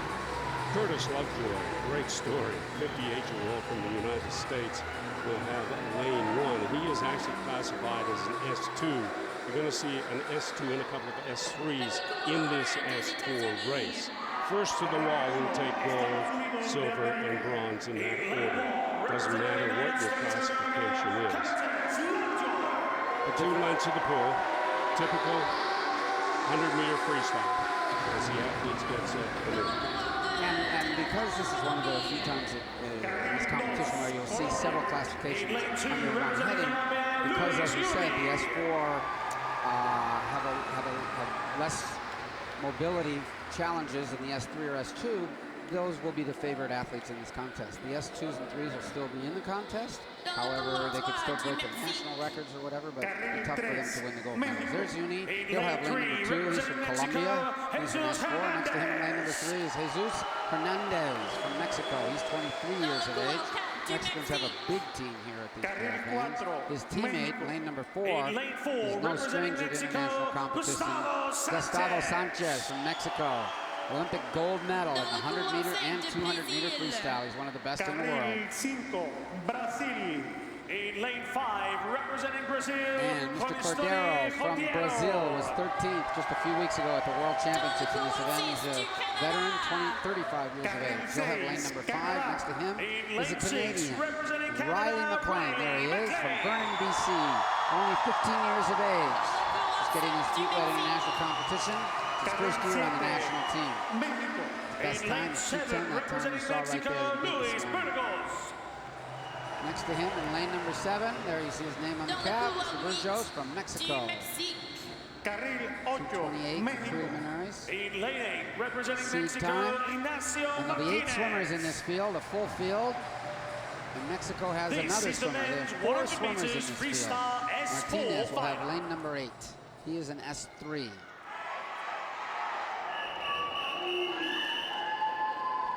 Eight swimmers as we get set for the first event of para swimming here at the Parapan Games in Toronto.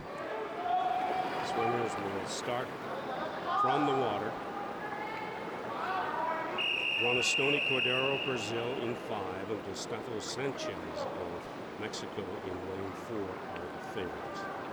Take your mark. 2 lengths of the pool, the men's 100 free S4 category. There are some S2 and S3 swimmers in this event, but all eyes will be on 5 and 4, and that's Cordero, Brazil, and Sanchez of Mexico, and they are S4. And going to an early lead in lane 4 is Sanchez. Well, he has many medals to his credit, Sanchez does, so he is certainly the odds-on favorite. It does look like he's already got a very big lead. Let me just reiterate that the S4 category, Steve, is swimmers who can use their arms and have minimal weakness in their hands but cannot use their front or legs. And it will be Sanchez of Mexico in 4, touching, turning over, less than 50 meters to go now in this opening race of the Parapan swimming, the men's 100 free S4 category. A large reason, we should also mention that this is a freestyle event. What I mean by that is you can actually do anything that you want. And so some of the swimmers you can see they're actually doing backstroke. In lane number 5, Cordero started out with some freestyle. Now he's doing backstroke, and that's perfectly legal in the freestyle event. Gustavo Sanchez, 6th in this event at the 2015 World Championships a couple of weeks ago in Glasgow. He was bronze at the Worlds in Montreal, and he is going to pick up a gold medal in the Parapan men's 100 free S4. Gustavo Sanchez of Mexico takes the gold. Coming in to touch for silver will be Ronestoni Cordero of Brazil. Cordero takes the silver medal. And coming in to touch for bronze, Jesus Hernandez of Mexico. He gets the bronze. But there was no touching Gustavo Sanchez of Mexico, who wins this men's 100 free S4.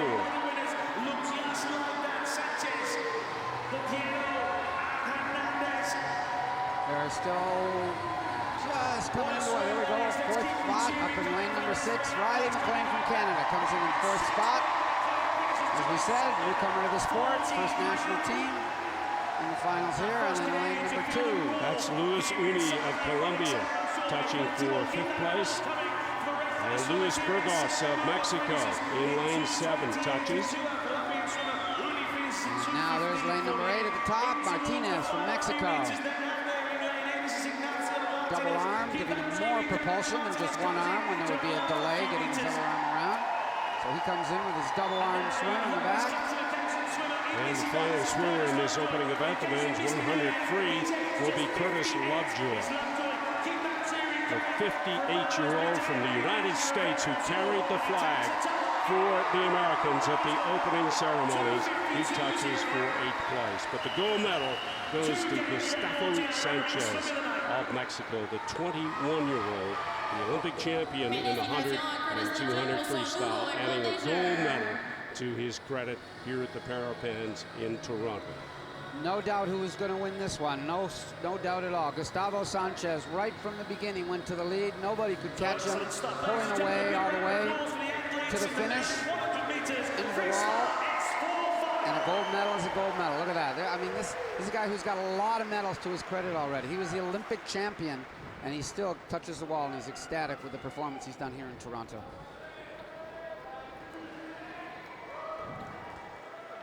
These swimmers get lots of help.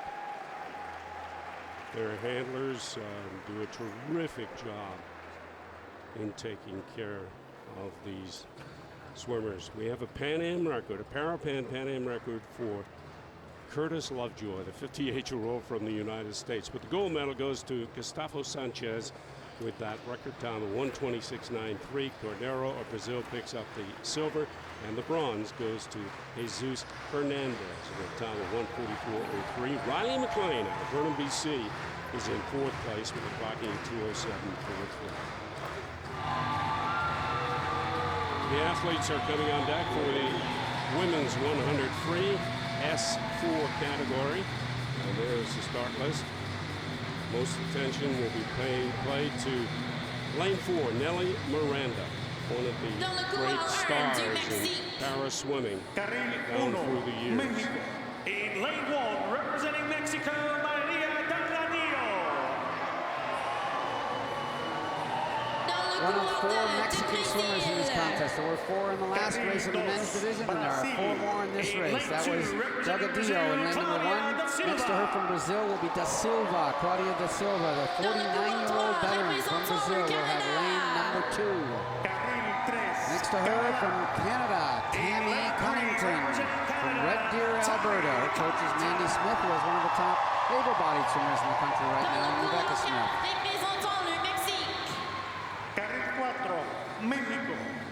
There's the veteran. 2 Olympic gold, Paralympic gold medals in Beijing. 8 world titles to her credit. Nelly Miranda, 43 years of age from Mexico. She had 3 bronze medals 4 years ago in this competition. Adina Nogueira from Brazil, 28 years of age. Again, a veteran. Was 5th just a couple of weeks ago at the World Championships in the 50-meter sprint. Patricia Valle from Mexico was the flag bearer for Mexico in 2012 Paralympics. There she is. World champion, the 50 breaststroke. 100 freestyle, not quite as fast. Mexico, Heidi Aceves. Heidi Aceves from Mexico, 22 years of age, relative youngster in this field. She'll have lane number 7. Paula Lara Rodriguez from Colombia rounds out this 8-person field. She's 25 years of age. Should mention that there's actually 10 lanes in this pool, Steve. They compete in the middle 8. That's why way at the top you can see lane number 9. There's nobody there. And you see an empty space right here. That's sort of lane 0, as they call it. And then lane 1 will be our first swim in this 8-person field. The women will start from the water, 2 lengths of the pool, 100 free, the S4 category. Nelly Miranda, Mexico, in 4, the favorite.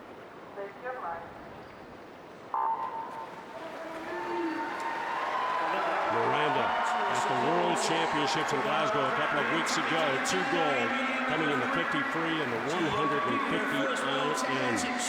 She is a veteran, 43 years of age. She certainly has the best time in this event, and she has taken a big early lead on the rest of the field. I guess you could say it's a bit like a great bottle of wine. She's getting better as she gets older. And, it's pretty stunning, actually, how much this woman is still lifetime best times in her mid-40s.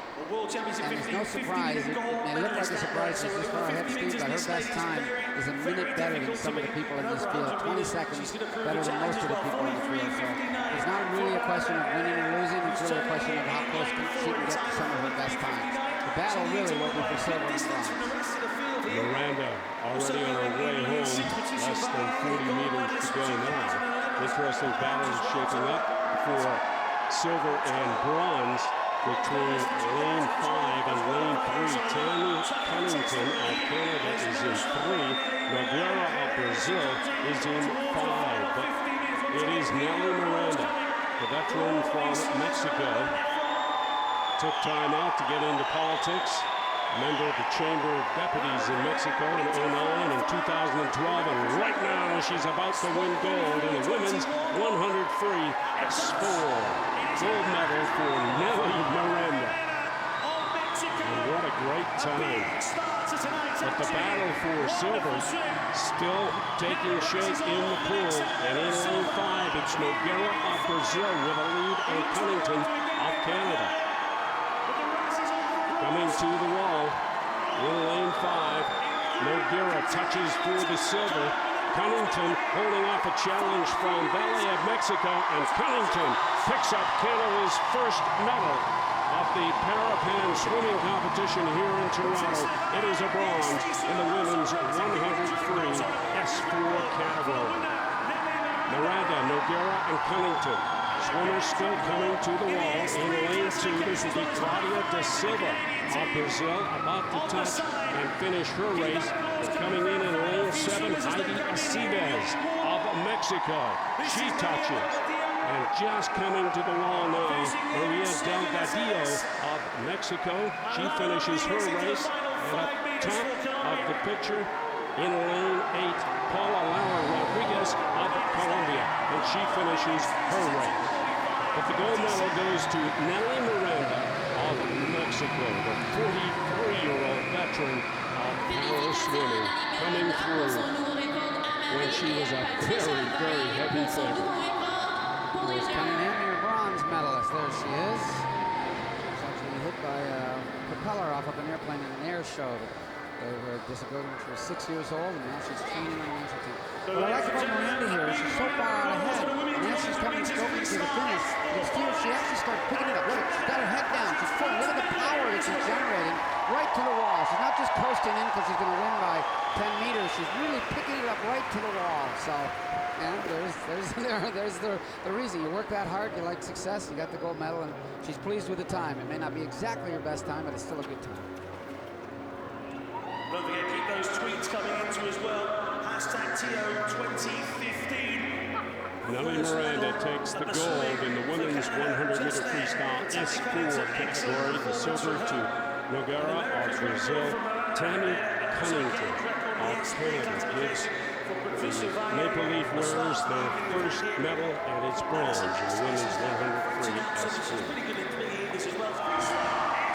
The athletes are coming on deck for the first of the distance races in para swimming here at the Parapan American Games in Toronto. The men's 400 freestyle S6 category. There's the lineup, and in lane 4, the favorite in this one, Brazil's Alison Lott. Won gold in the 100 back in 2011 in Guadalajara, and was fourth in the 400 free in Glasgow. From Puerto Rico, Jean Crespo will have lane 1.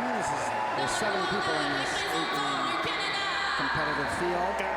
He's 23 years of age. Canada has Christian Daniel in lane number 2.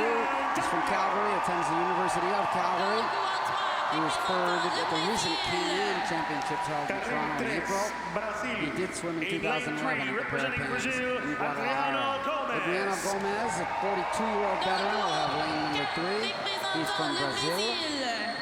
The fastest seat time coming in, Taliesin Brock, also from Brazil. He's only 20 years of age, he'll have lane number 4. He won the 100 backstroke, not this event, freestyle, but the backstroke 4 years ago at the Parapan. Lorenzo Perez from Cuba, 29 years of age. The swimmers shaved the hair off their body for competition, and he's decided to take it off his head as well. In lane 6, representing Colombia, Nelson Crispin from Colombia has lane number 6. He's fresh off a World Championship gold medal. And Zach Shattuck from the United States, only 16 years of age. He's from the state of Maryland. He has lane number 7 in this field. This is the men's 400 meters freestyle S6 final. 7 swimmers, and it's a grueling 8 lengths of the pool. It's the men's 400 free S6 category.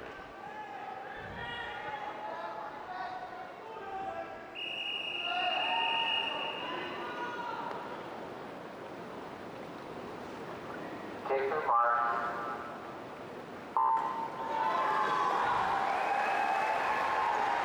Thomas and Glock of Brazil, the favorite in this one, swimming out of lane 4. The 20-year-old was 4th in the 400 free at the recently completed World Championships, the IPC World Championships in Glasgow. But getting off to a very quick start is Lorenzo Perez of Cuba, the 29-year-old, in lane 5. And Nelson Crispin in Colombia, because they're really going out there. Remember, this is an 8-lap race, and sometimes the leaders at the first lap aren't the ones that are leading after 7 laps. So have to be very, very interested to see what's going to transpire. The fastest seat time by Glock in lane number 4 in the middle from Brazil. He's more known for his 100-meter. He was a world champion. So this will be interesting to see. He's stepping it up in distance to see if he can hold on, knowing in theory, really, he's a sprinter. Right now, it's Crispin, Perez, and Glock sitting 1, 2, 3.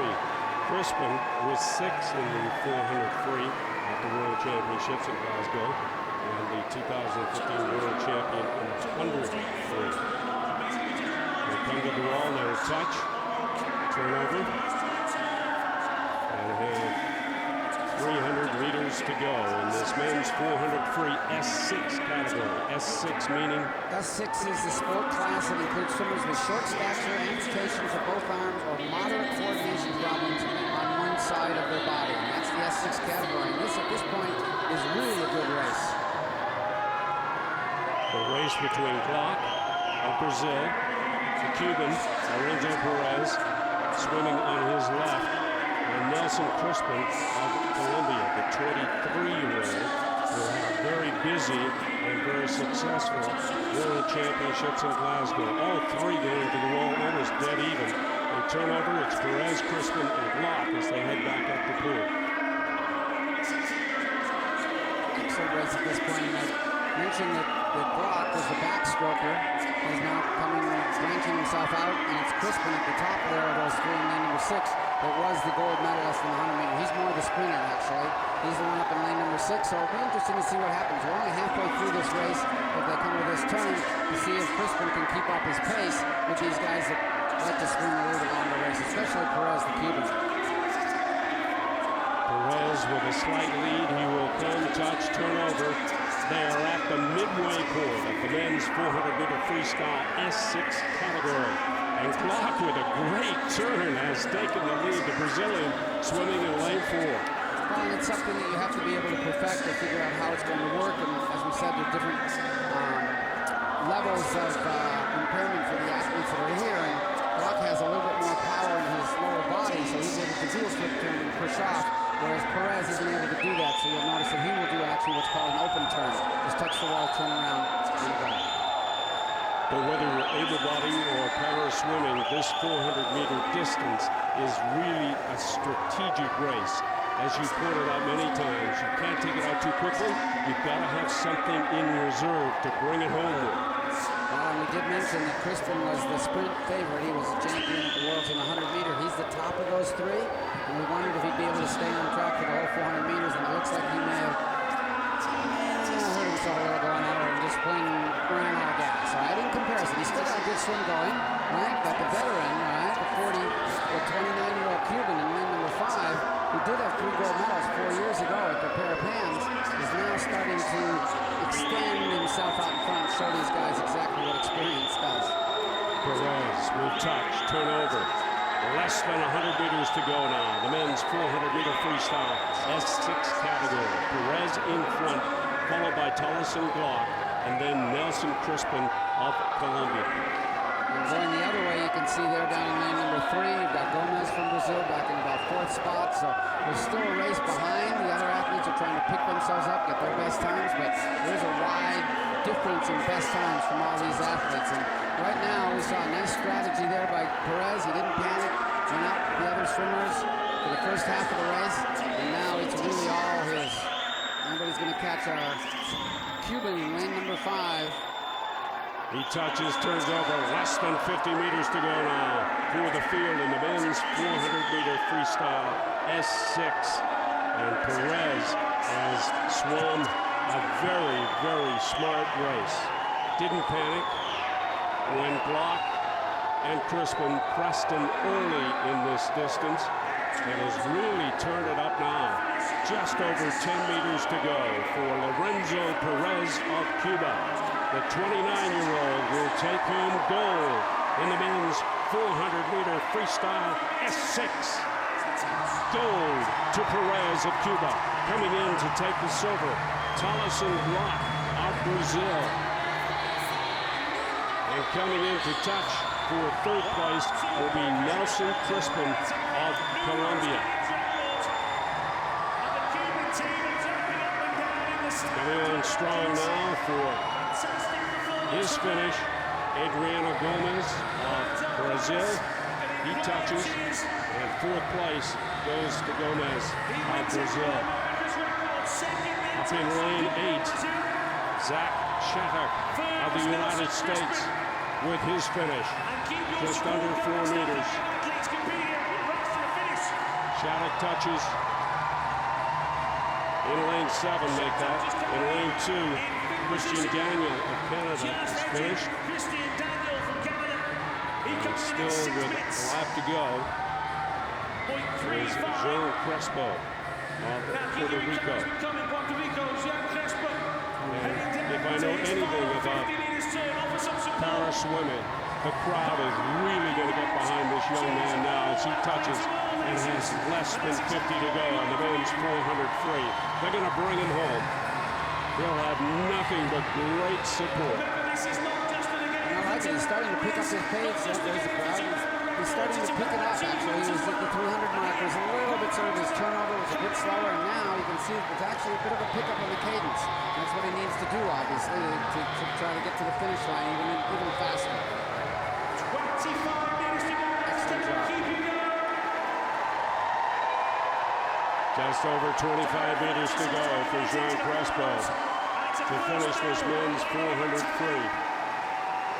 Hashtag swimming if you're going to send the message. Hashtag Gio. 10 to go for Crespo. Getting in picture of the 400-meter start. To you as well. Keep that applause coming. 5 meters now. Listen to the crowd. Crespo touches, and men's 400-meter freestyle goes into the books. Taliesin Glock, Perez, and Crispin. For the medalists, Lorenzo Perez of Cuba. A terrific race from start to finish. Takes the gold. Glock the silver. So, and ladies and Crispin gentlemen, just once picks up more, the a big bronze. round of applause for the men's 400 Brilliantly meters executed freestyle. race by Perez, the Cuban. S6 His splits were 237.24 for the first half of the race, 237.21. And I thought they were very close. I was watching his goals. He's picking it up. He's actually building through this entire race. That's how you're supposed to swim the 400, is build and get stronger and stronger. That's exactly what he was doing, and I'm sure he could feel that on his last 50 meters. He was coming home so well. That's an even split, and there's a happy coaching staff for the Cubans. A gold medal for their guy in the 400-meter freestyle, Lorenzo Perez. A brilliantly executed race. It was absolutely perfect. I'm sure somebody can say something like that, but who cares? Lorenzo Perez gets a big hug Ladies and gentlemen, from one of the coaches of the Brazilian team. Happy with that gold medal. as well. Perez takes home the gold.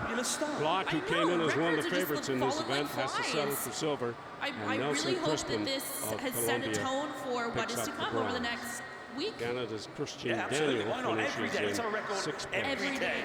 Are we asking too much? I don't know. There's the start list for the women's 400 free. Yanni Trejo of of Mexico will have lane 4. She'll be one of the favorites, along with her teammate Valeria Lopez. Carril número 1, Estados Unidos de América. The first of 3 American swimmers in this field, Cassandra Schaefer, only 15 years of age, will have lane number 1. And her teammate Riley Boyd is in lane number 2.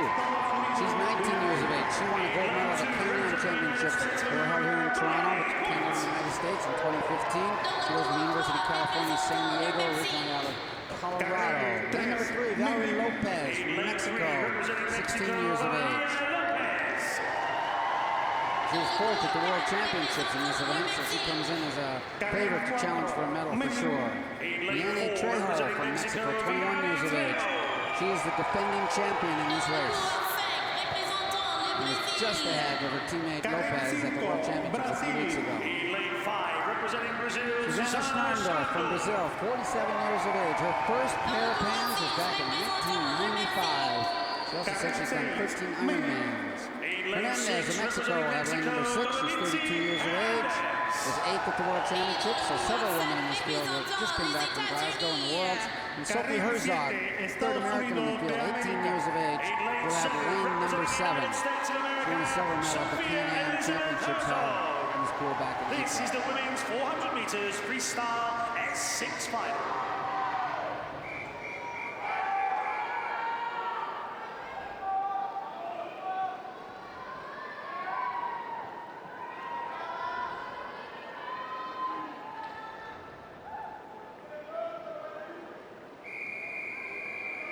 Seven swimmers getting set for the women's 400-meter freestyle, the S6 category.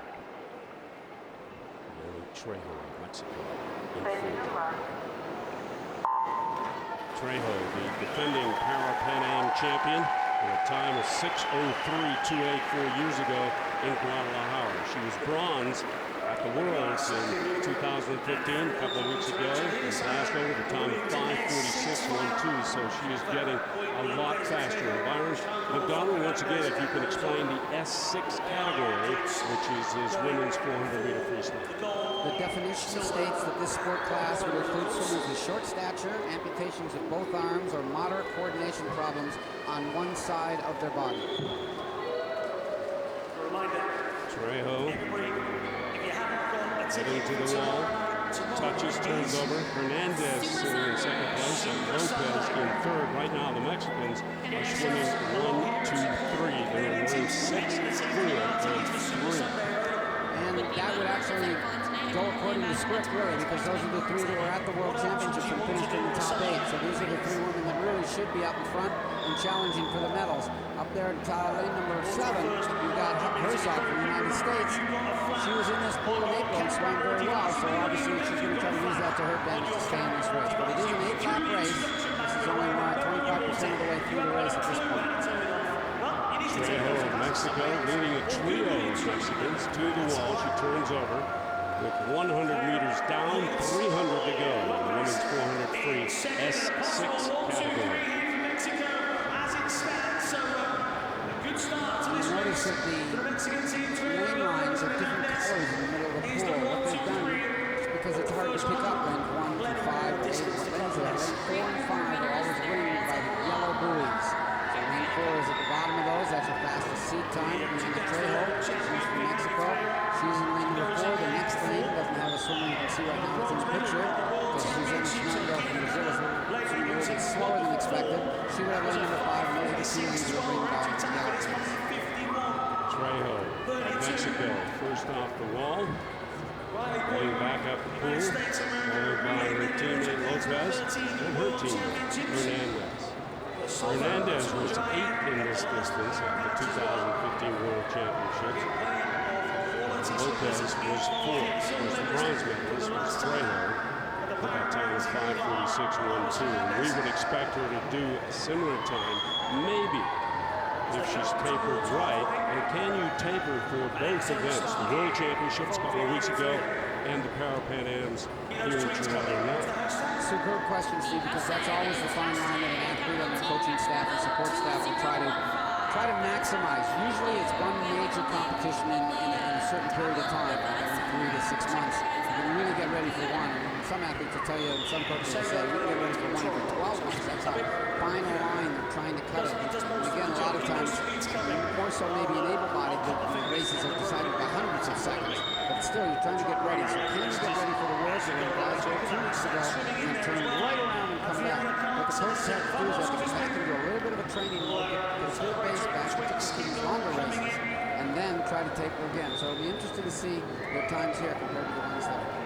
Trejo still in front, but it looks as if Lopez has decided to pick it up just a bit. She's swinging to Trejo's right at this point. Trejo's going to touch, turnover, and have less than 150 meters to go now on this women's 400 free. And the real battle now is you got gold and silver, and then way up at the top, you're getting a little battle for third place between Mendes and Herzog. They're there. You see them at the top there. They're battling now for third and fourth. Possibly a little bit too much distance to get back up to the silver medal challenge, but boy, oh boy, and all these two won battle out for the bronze at the World Championships 2.5 weeks ago, and we're going to have another battle here for the gold.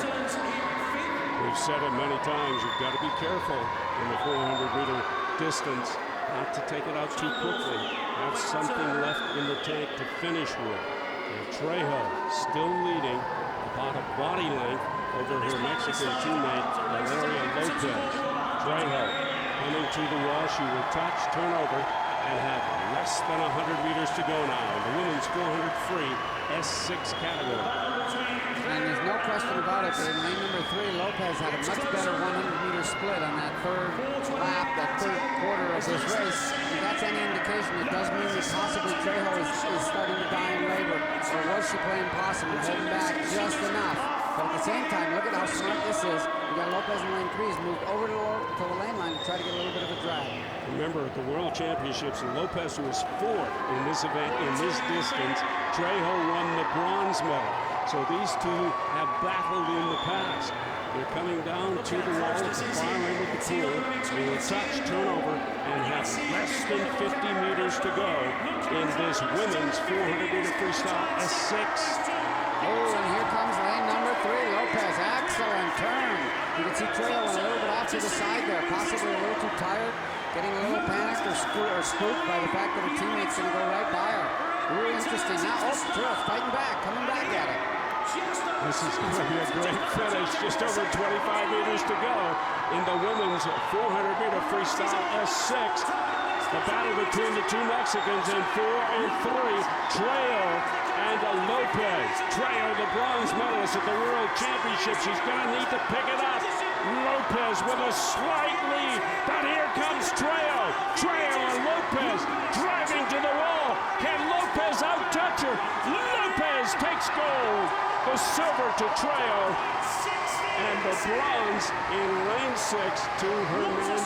Lopez, Trejo, and Hernandez. What a great race. Terrific finish. And those are our teammates. Mexico 1, 2, 3 in the 400-meter freestyle. Great finish. Great strategy there by Lopez. She really hung back at the halfway mark and slowly picked it up and had enough to be able to get to the wall. Riley Boyd touching and finishing her race from the United States. So we've got 2 swimmers still to come home. Sharndor of Brazil swimming in lane 5. She's had some difficulties. We expect a little bit more from the 47-year-old. Lane number 1 is Schaefer from the United States, the youngster, 15 years of age. Getting her feet wet, big in the national competition. Still have 50 meters to go as Sharndor is just finishing. There she goes, the Brazilian veteran. She's substantially off of her best time set several years ago. Listen to the crowd. They're going to get behind Schaefer now, as she has about 45 meters to go in this women's 400 free S6. The swimmers are in the first few rows of the stands. You can see them there. A lot of them out in the pool out to the far right. There's another 50-meter pool where they're warming up or warming down from the races. And then the stands behind that, of course, that's 1 level. That's 1, 2. You can see the spectators. And then above that, there's a gigantic tour of seating. Cassandra Schaefer, the 15-year-old, swimming for the United States. Here at the para swimming competition. Just over 5 meters to go. to finish this women's 400-meter freestyle S6. Schaefer touches. And the effort much appreciated by the fans here at the pool. Lopez is your winner. The youngster, 16 years of age, 5 years younger than her teammate. She made a great move on in the last turn in this 400-meter freestyle. Timed it brilliantly. Was behind by bottom, behind the halfway mark, picked it up on the third quarter, and right here, watch the push off. Trejo a little bit off to the side, loses that little bit of momentum and maybe a little bit of focus when her teammate started to challenge her. Because of course on the left there, Trejo won that bronze medal at Worlds. That mistake at the turn is the difference between gold and silver right there. She lost probably a foot or two on the turn and couldn't make it up on the last length. Lopez on the left gets your gold medal. It's a sweep for the Mexicans in the women's 400-meter freestyle. Lopez, Trejo, and Hernandez. Gold, silver, and bronze in the women's 400-meter S6.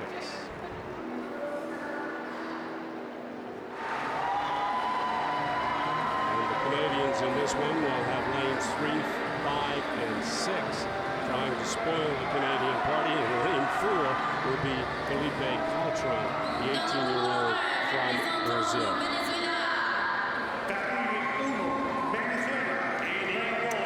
Two Venezuelans, lane 1 and 2, and lane number 1 will be Daniel Pena. He's 28 years of age, and not that much younger will be the 24-year-old Alberto Vera. As I said, both men and lane 1 and 2 are from Venezuela. And the crowd will get a little more excited because it's their hometown guy, Gordon Ritchie, or home country guy, I should say. Not too far from Toronto, St. Thomas, Ontario, outside London, a couple hundred kilometers from here. He's 21 years of age. First team for Canada was only a year ago. Felipe Caltron, the 18-year-old Brazilian, will have lane number 4. He looks pretty confident, standing behind the blocks. And two more Canadians in lane 5 and 6. Dalton Boone, 21 years of age. He trains outside Vancouver. He made the finals in 2011, 4 years ago. So one of the highlights of his life was running the last leg of the Man in Motion Tour with Rick Hansen on the 25th anniversary.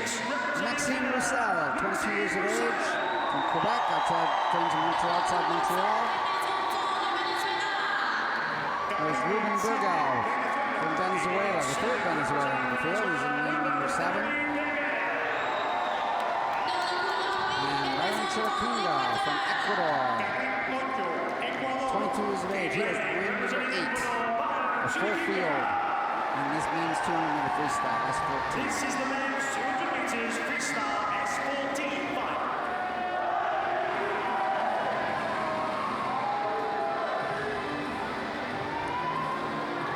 3 Canadians in this race, the men's 200-meter freestyle S14. Gordon Ritchie in 3. Dalton Boone in 5, Maxime Roussel in lane 6.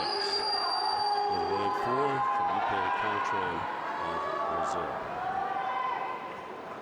4 lengths of the pool, men's 200 free, S14.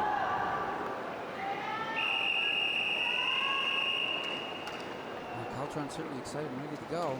Stepped up on the block before they blew the whistle. Maybe step back down again. We're ready to go now. The category is S14. This is the men's 200-meter freestyle. Caltron of Brazil in 4.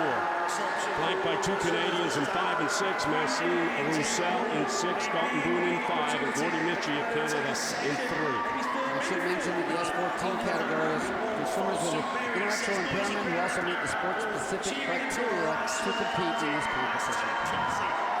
And it's close as they go to the wall for the first time. Turnover. Caltron in front of Boone and Roussel. Best turn by the bunch was Maxime Roussel up in lane number 6. Maxime is coached by France Latondres.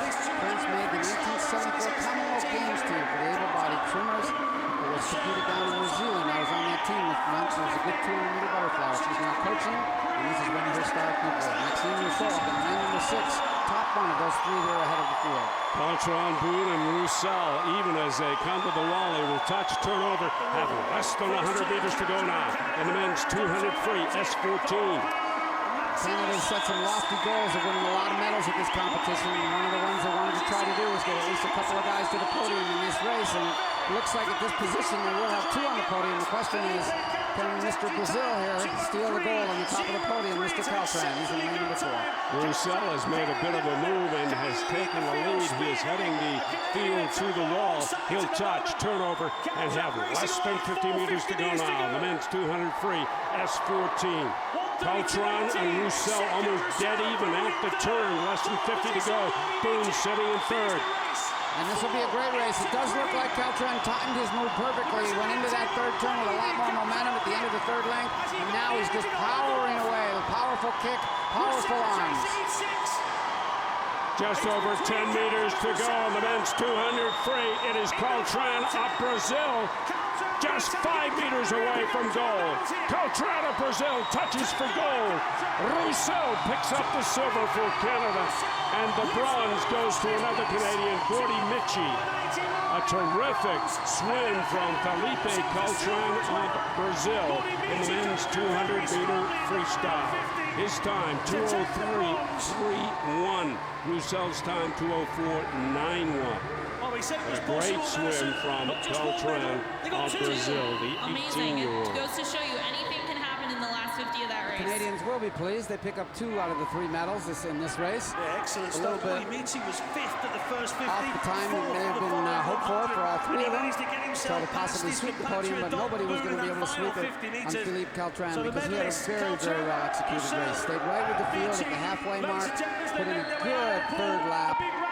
And on the last turn, watch this now, he's just starting to accelerate away. Roussel had the early lead, trying to hang on at the top there. He's a Canadian, and second, tied sort of for first at this point. But Caltran's starting to accelerate, starting to pick it up, hits this turn really strong, comes out with a powerful first 2 strokes, picks up a little bit more on Roussel, and then Roussel just kind of ran out of gas towards the end because Caltran made it look like he was running out of gas because Caltran wasn't. He was picking it up, gold, silver, and then bronze in lane number 3 for Gordy Michi from St. Thomas, Ontario. Gold to Brazil in the men's 200 free.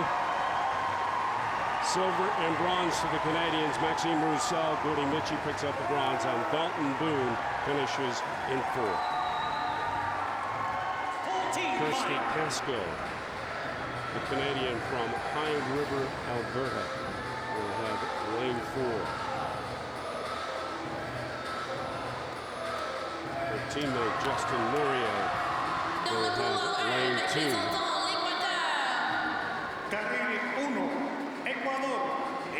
Lane number 1 from Ecuador, 21 years of age, Jessica Lalama.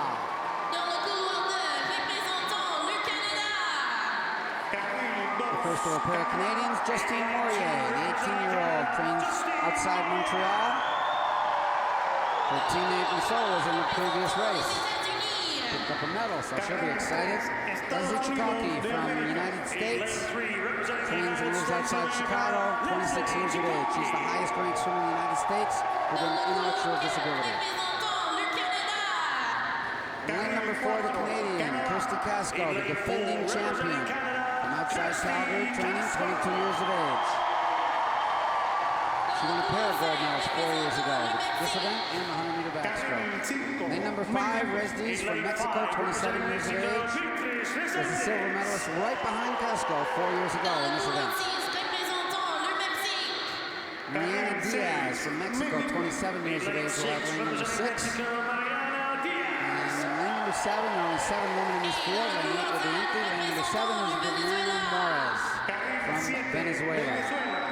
She's 33 years of age. This is the women's 200 meters freestyle S14 final. 7 women on the blocks for the final of the 200-meter freestyle, the S14 category. The defending champion, Kirsty Casco of Canada, is in lane 4. There's Kirsty. Won 4 years ago in Guadalajara with a time of 2:25.40.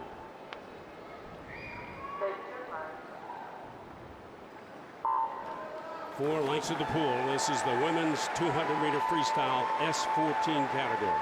And this really, if you go by best times, should be a pretty good race between lane 4 and 5, since they were gold and silver at the last Parapan competition. 4 years is a long time for things to change, so we'll see who's been able to maintain their training. It's certainly the newcomer to the field in lane number 3 is Chikaki from the United States. They'll head to the wall for the first time at the far end of the pool. They'll touch, turn over, and have 150 meters to go in the race. And it is Chihaki of the United States, followed by Casco and Resendez of Mexico, sitting 1, 2, 3 in the early stages of this women's 200 free.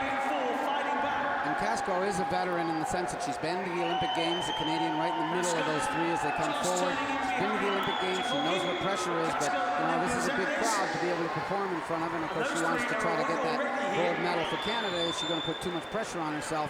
And right now, you've got Chikoki down in the bottom lane 3 and Resdiz, the Mexican, really starting to make a move. Resendez of Mexico, Casco, and Chihaki, 1, 2, 3. They're at the halfway point. They're past the halfway point of the women's 200-meter free S14. And I think Casco got a little excited, possibly with the crowd or whatever, because she was really going with a fast kick and powerful arm stroke on the first 50, and now it's really kind of slowed down. And this woman right now, Resdiz, is really picking up. There's no slow. You can see the leg kick behind in Casco in second spot there, not nearly as powerful as it was on the first length. And it's a 4-lap race. You've got to be able to time it, Steve. We always talk about that. You can't move too soon. Casco might have moved a little soon because Resdiz looks like she's got control of this race at this point. Resendez of Mexico was silver in this event 4 years ago in her home pool in Guadalajara. Right now, she has the lead on Kirsty Casco, the defending champion in the event. Chihaki of the United States is putting some pressure on Casco. I don't think Casco can catch the Mexican. Just over 10 meters to go for Resendez of Mexico. She's on her way to a gold medal, silver 4 years ago. She has just turned that into gold here in Toronto.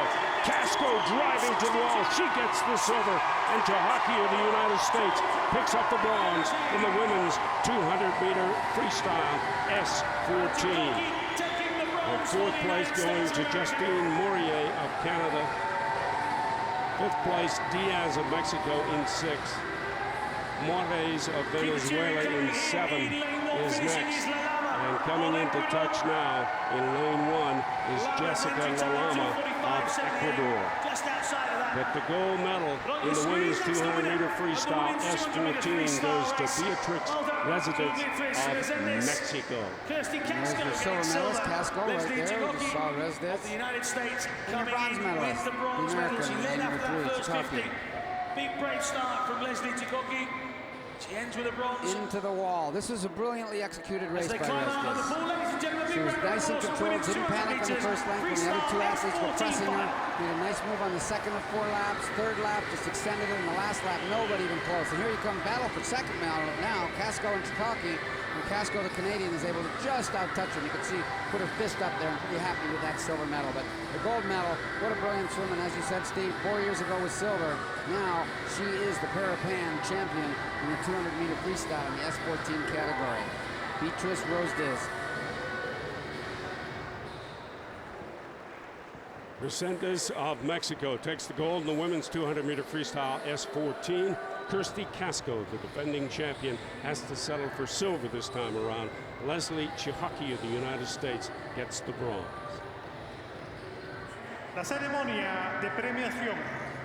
Ladies and gentlemen, we now bring you the victory ceremony for the men's 100 meters freestyle S4 final.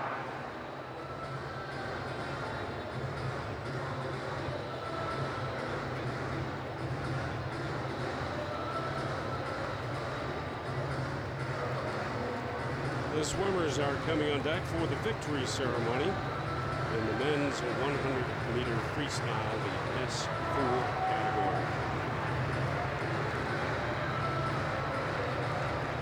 Brazil and 2 Mexicans take home the medals in this event. Les médailles seront présentées par... Las medallas serán entregadas por... Medals will be presented by Paralympic Ambassador Mr. Chris Woodhead.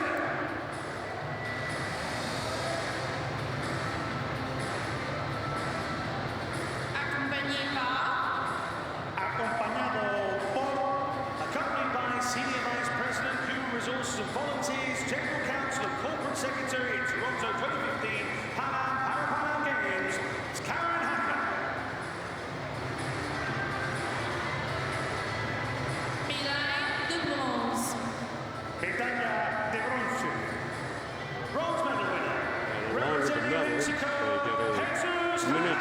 mascot, Patchy.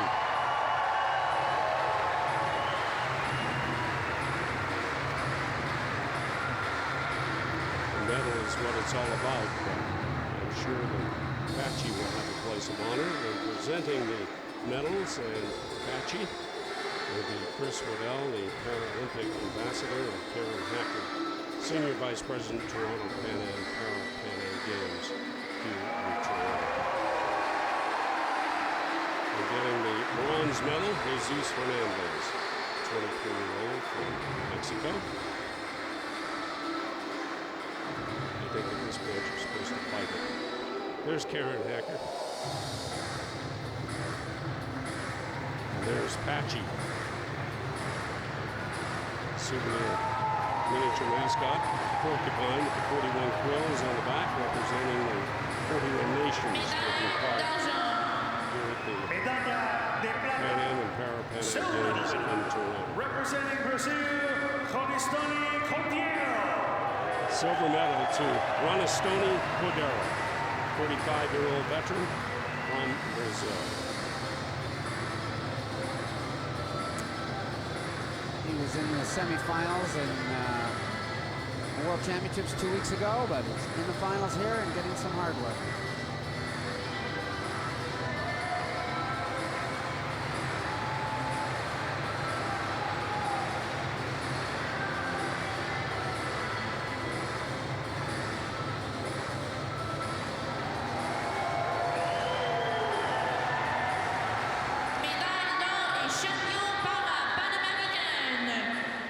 Medalla de oro y campeón para Panamericano. Gold medal winner and Parapan American champion, representing Mexico, Gustavo Sanchez. Big cheer for Gustavo Sanchez, the 21-year-old Mexican who picks up the gold medal in the men's 100-meter freestyle S4 category.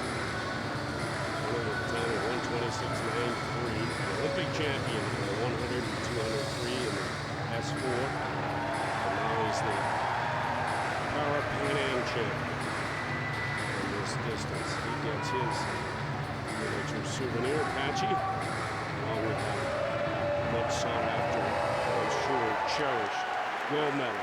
Mesdames et messieurs, l'hymne national. 100 free. Damas y caballeros, el himno nacional. And something that a lot of athletes dream about, hearing the national anthem.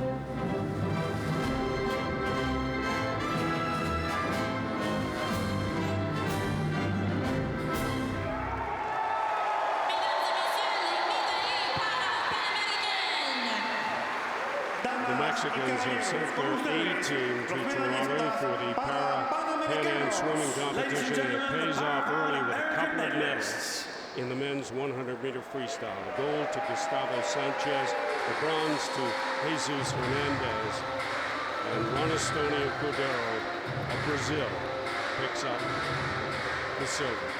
Gold to Gustavo Sanchez. Women's 100 meters freestyle S4 final. This is the victory ceremony for the women's 100-meter freestyle S4.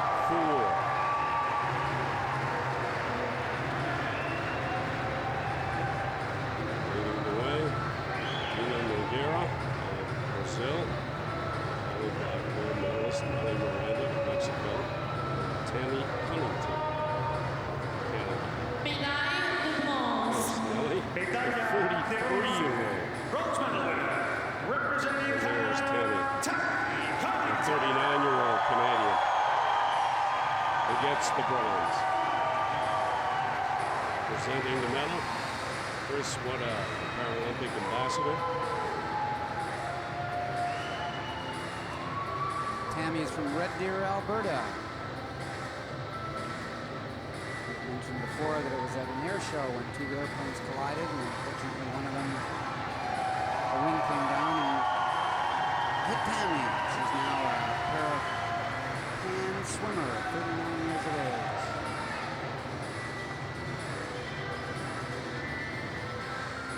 She competed at the World Championships a couple of weeks ago in Glasgow. Didn't get to the podium there, but she is on the podium here at the Parapan American Games in Toronto. silver medal winner, representing Brazil, Adenia Nogueira. Adenia Nogueira of Brazil, the silver medalist. 28-year-old veteran of para swimming. She was 5th at the recent World Championships, so it's really no surprise that with a couple of the other countries not around, like the United States, or I should say like China and Australia, she was able to move up on that pecking order, and she's now on the podium, 2nd spot.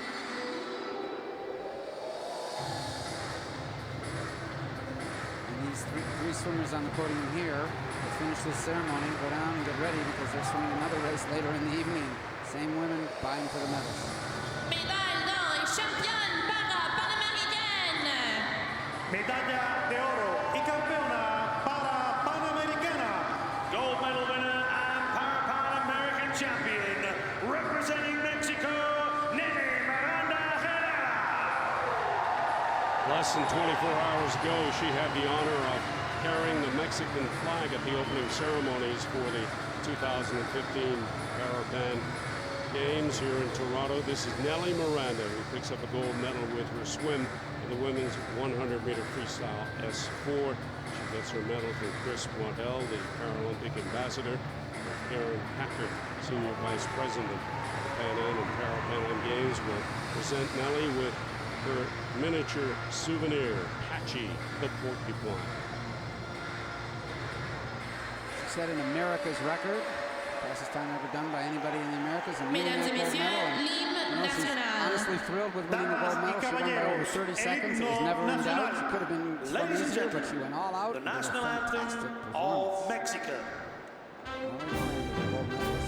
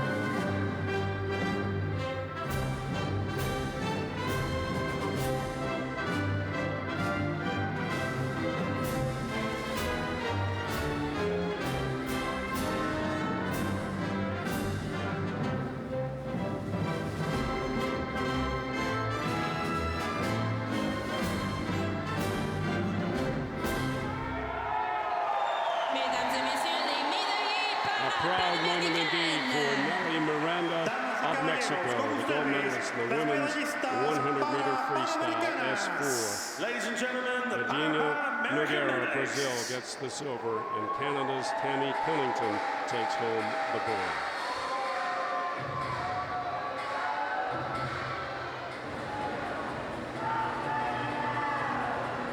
is the start list for the men's 200 IM.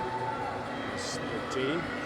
Dans le couloir 1, représentant le Brésil. The Canadians will have 4, 5, and 6. Lane number 1, one of 3 Brazilians in the field. Felipe Diablo, 24 years of age. Colombia. In lane 2, representing And they're from Colombia, Diego Questa, 29 years of age. Next to him in lane number 3, the second of 3 Brazilians, Guilherme Batista, 19 years of age. There he is. In lane number 3, representing Brazil. And as you said, Steve, the 3 Canadians in a row in 4, 5, and 6. The first one is Nicholas Turgard. He trains in Quebec City. Was a finalist 4 years ago. So games record in the preliminaries. So he certainly could be favored to win the gold medal. Next to him, Devin Gattel. Originally out of Antigonish, Nova Scotia, now living in Montreal. He's trained in London, Ontario with Andrew Craven. He had 6 medals 8 years ago at the 2007 Parapan American Games. His sister Chelsea was on the national team for a long time. Tyler Merrick of Canada will have lane number 6. Trains outside Vancouver, and Surrey Knights swim team under Rev Shaw as coach. Renato Nunez from Brazil, 27 years of age, has lane number 7. And in this 8-person field, the Argentinian Jonas Simon will have lane number 8. Argentina. In lane 8, representing Argentina, Jonas Simone. This is the men's 200 meters individual medley SM13. 4 ranks of the pool. We're getting set for the men's 200 IM S13. They'll do 50 meters of fly, follow that with 50 of back, 50 breast, and finish with 50 meters of freestyle. Nicholas Turbine of Canada, there he is in lane 4, had the best time in the prelims, 2:21.54. Can he match it in the final? Netherlands on the line. A little bit of a slow start in lane number 5 for Gattel, but all the other swimmers got off pretty fast and together, and really right off the bat, Nicholas Turbine is a good butterflyer. Expect him to try to take the lead in the butterfly and then see if he can hold off the rest of the field for the rest of the race. Turbine, who was 12th in this event at the 2015 World Championships in Glasgow, swam 6 events. His best was 5th in the 100 back, but he is leading the field to the wall. He'll touch, turn over, and go to 50 meters of backstroke. And at this point, the Canadians' hope of a sweep looks like they're going to have to pick it up in the backstroke and the breaststroke, because the other 2 Canadians can tell them right back in about 4th and 5th spot. No question who's in 1st spot at this point, though. Turbine of Canada, the 18-year-old out of Quebec City. Batista from Brazil is possibly in 2nd, but the other Canadians are starting to pick it up, particularly Gattel in lane number 5, and the others in the middle of those yellow buoys. Turbine, just over 5 meters to go in the backstroke, will touch, turn over, and go to 50 meters off breaststroke. And he has a big lead right now coming to the wall, turning over for their breaststroke. Gattel has taken over 2nd spot. Batista is in 3rd. So the crowd certainly is starting to pick up the pace as well. They're starting to cheer a little bit louder. Obviously a partisan crowd with the Canadians 1st, 2nd, and 4th.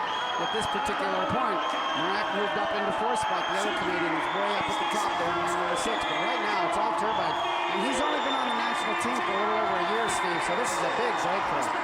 It is Turbine leading the field to the wall. He'll go to freestyle once he touches and turn over.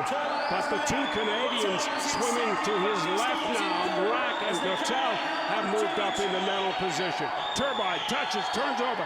50 meters of freestyle separating Nicholas Turbine from a gold medal here at the Parapan in the men's 200 IM. What a swim he's got going.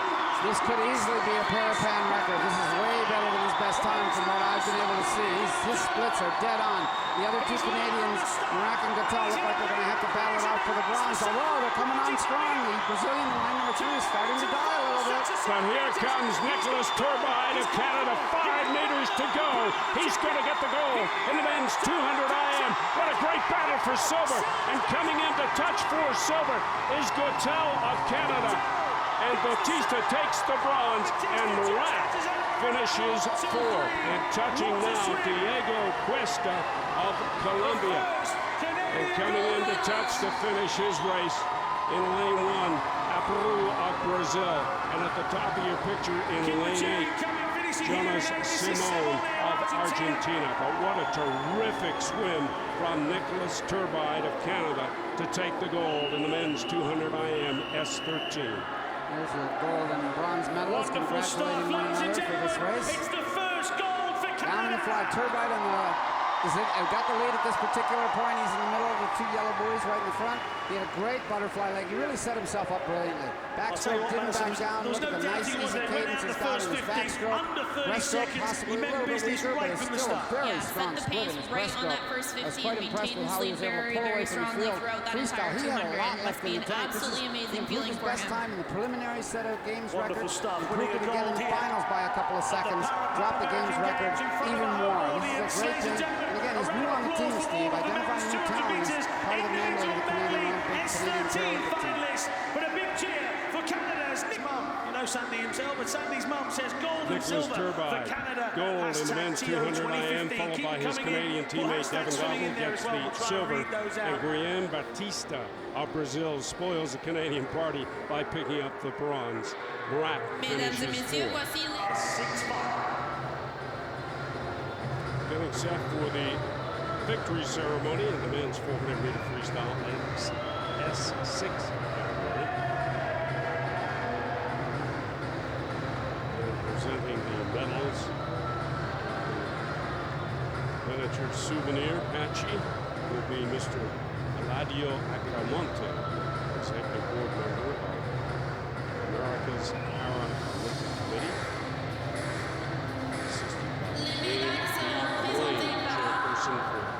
Swimming Sport Technical Committee. The medals will be presented by Executive Board Member of the America's Paralympic Committee, Mr. Eladio Agramonte.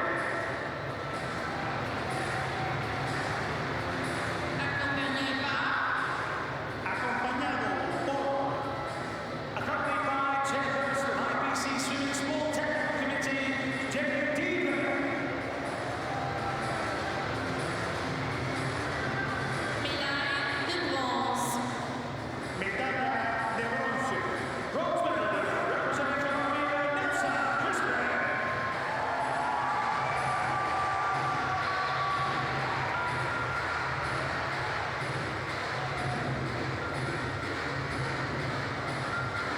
Receive his bronze medal from Eladio Agramonte. He's Nelson Crispin of Colombia, the 23-year-old. World champion this year in the 100 freestyle, the 400. And he's the settle for the bronze. And he gets patchy, the miniature souvenir. Porcupine, 41 quills. Nelson Crispin, bronze medalist.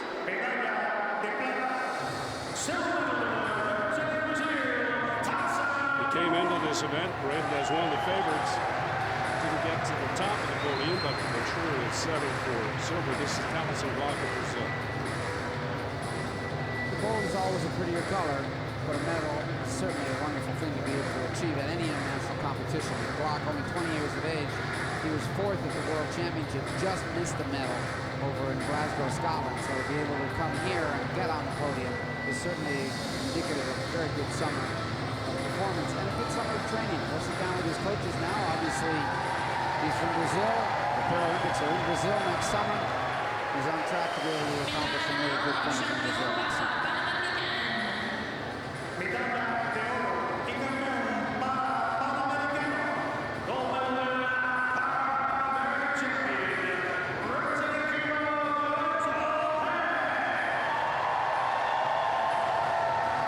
Parapan champion and gold medalist in the men's 400-meter freestyle S6, Lorenzo Perez, the 29-year-old from Cuba.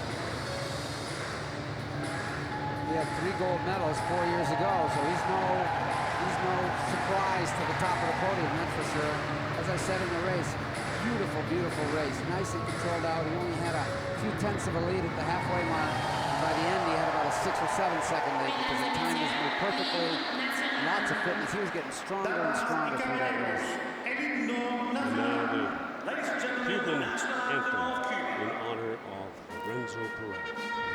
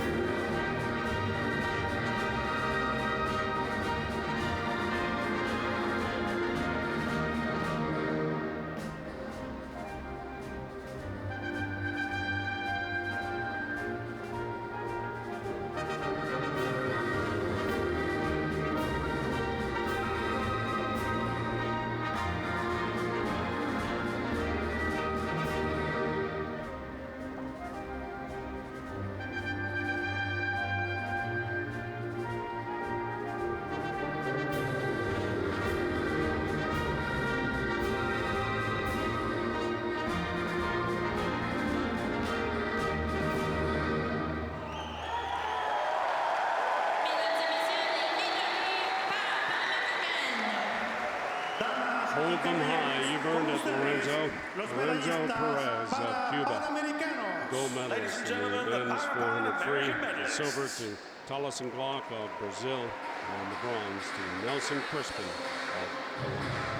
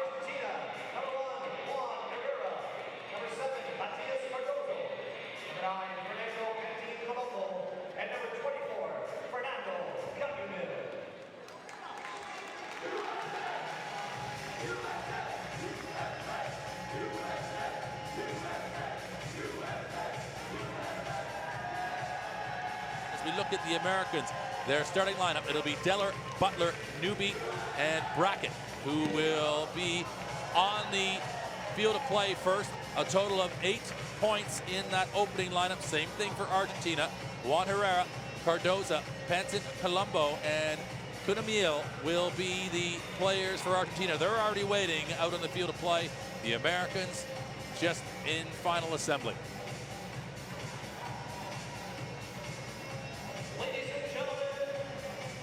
Argentina and USA in game 2 of day number 1. This is the wheelchair rugby, the Parapan American Games from Toronto 2015. And these two teams, their first matchup, just moments away from starting at the Mississauga Sports Center in Toronto.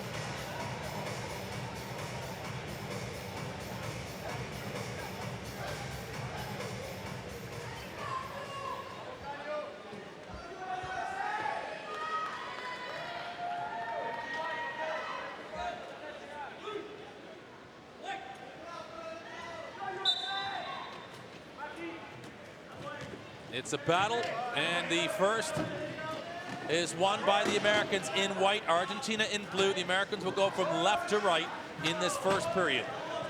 They have control, the pass, the download, and the quick first goal scored. Eric Newby is on the board, the 27-year-old for USA.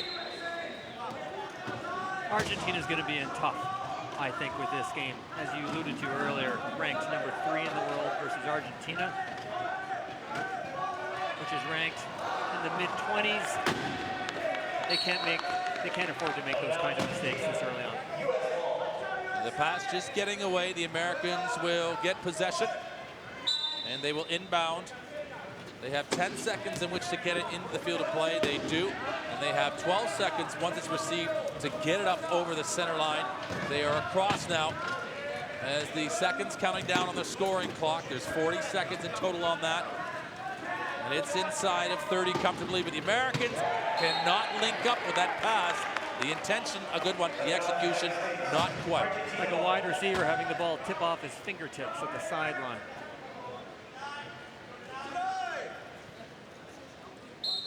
Argentina with the opportunity right in front of their own bench. And Panton Colombo, 46 years young, makes the play in.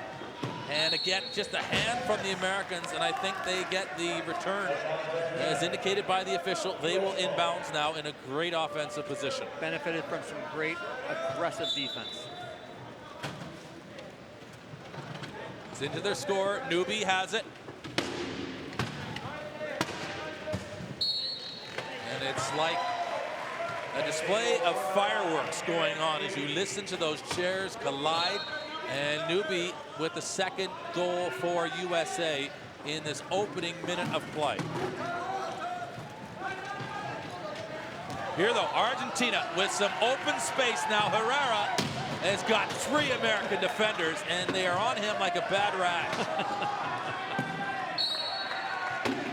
And they get it back to the Americans, and that pressure proves too much for Argentina, almost really kind of spooking them away from what looked to be a chance to score. I agree. Like in many other sports, intimidation is important. Oh, I don't know if he had possession of that before he crossed the line. We await. It is awarded, and that's number 3, Rob Deller. And he's 43 years of age, so some experience on both teams. And a quick timeout by Argentina showing perhaps their frustration.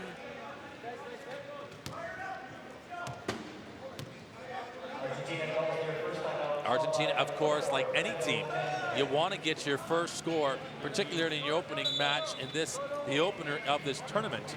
You want to get involved and to get yourself activated offensively. They have fallen behind by the 3 goals, and then they are just not given any quarter at all by the Americans. They are just continuing to pursue them and chase them. Their second timeout on the same drive.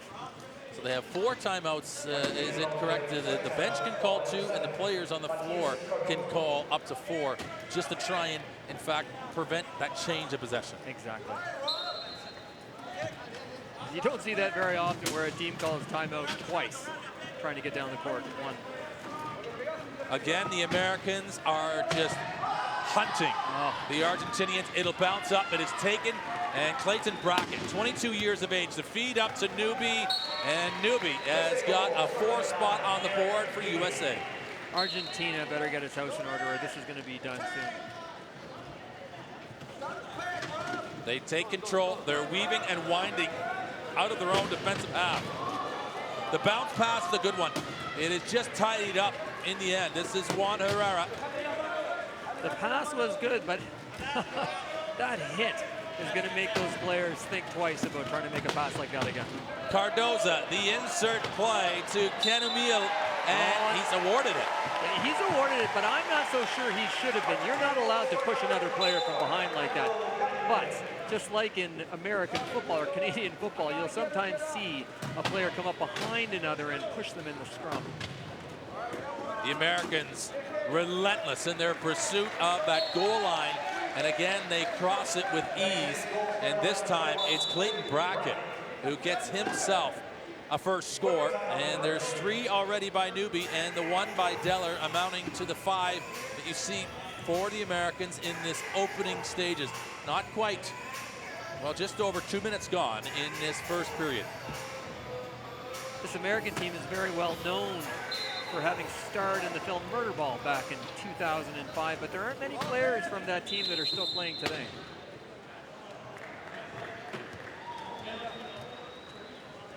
It is incredible sometimes how much a movie will, in fact, really change the landscape of your sport, particularly in its infancy.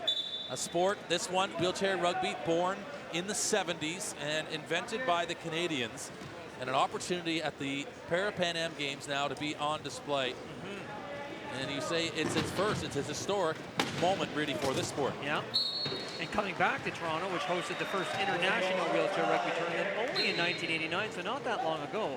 And it wasn't until 1996 when it was first competed in the Paralympic Games in Atlanta. Argentina have got themselves spinning in circles, but what a pass! Oh, you gotta love that! That was absolutely dynamite from Argentina.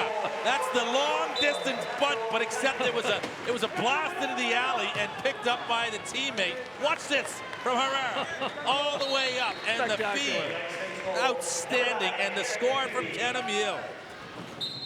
Oh, that's great.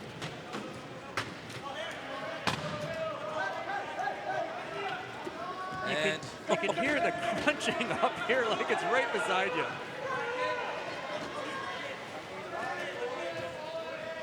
The old expression, desperate times calls for desperate measures. And the Argentinians deliver one. Look at that. Nobody touched the goal. Cardoza, is he awarded the point? They have a third one, and now look at this all of a sudden. They counted it. A different complexion in the opening stages of this first period. But the Americans are quick to exploit that vulnerability defensively for Argentina.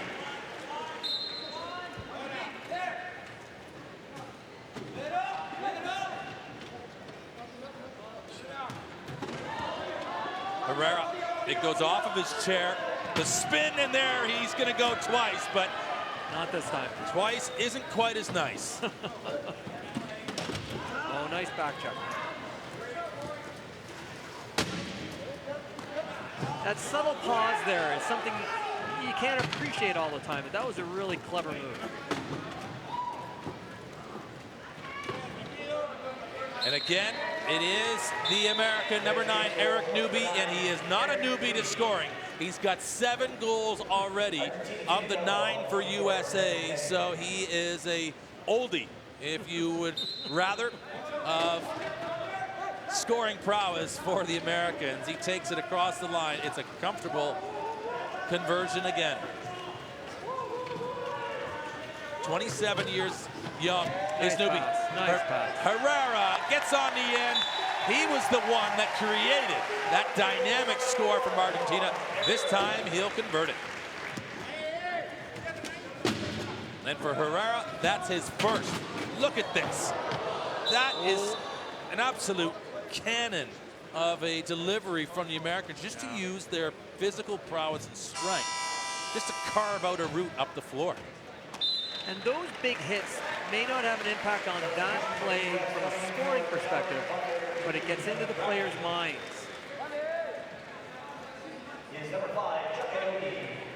And you see the spinning of the player. The Argentinian goes down, and that is something the sport wheelchair rugby monitors closely. So the access or the point of contact is allowed from the axle point to the front of the chair, but not from behind. And that spinning is what ends up really kind of putting these players in a defenseless position. Exactly, exactly. And they're not wearing any equipment to protect themselves. So getting hit hard behind the axle puts them in a very dangerous position. It's converted by the Americans. They show no let up here. And Joe Delagrave, the captain, a classification of 2.0.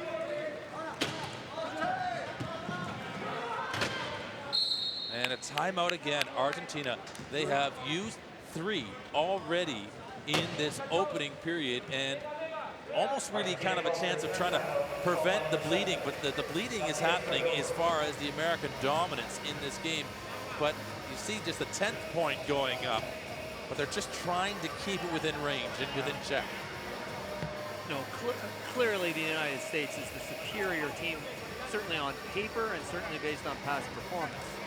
So Argentina wants to try and slow it down perhaps a little bit, slow the momentum, try and take a little bit of control here in that first quarter, or as much of it as they can.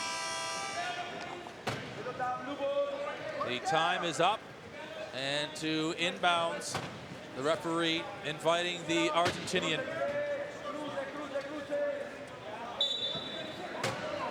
46 years of age, Pantin Colombo, waiting and looking for a passing lane. The seconds counting down. He has only 10. Look at this, though. Herrera reads it well. And the clock doesn't start until the ball gets touched by the player.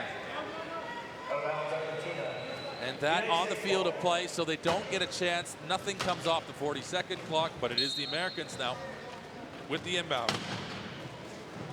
Too easy, too easy.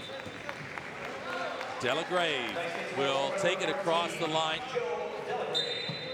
They're 7 points clear now. And it seems ominous, really, that the Americans will continue to provide the offense, and Argentina are really going to work to have to keep this scoreline respectable. Did they just call another time? They didn't. And it was 12 seconds, so the 12 seconds, once they receive it on the field of play, they have that amount of time to get it over, and that's also part of the 40 seconds on the scoring clock provided. But USA win it back now, and it's into Aoki. Quickly, look at him go. He's cutting and grooving. Aoki, probably one of the more well-known players on the U.S. team. He's a guy I'm looking forward to watching tonight. Well, those were some early moves displayed there. And he would dominate the dance floor with moves like that. And he would, no doubt. Argentina can barely get the ball past their half court. It is a blanket of American defenders inside this Argentina half that will just not relent. Argentina will now inbounds again.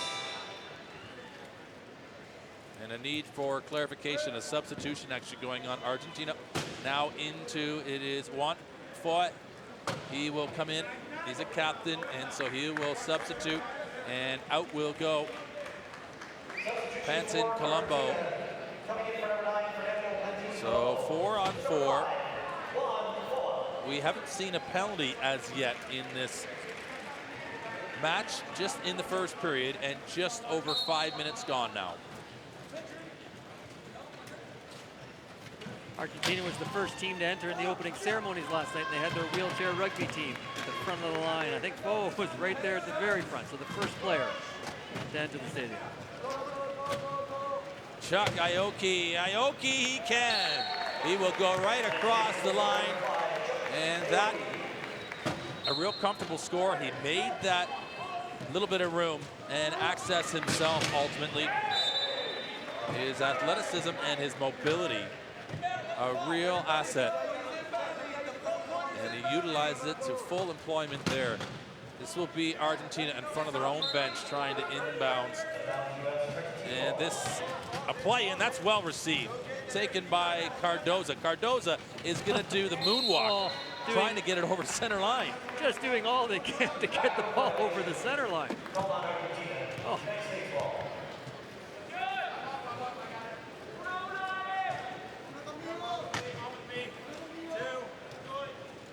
The Americans will win it back.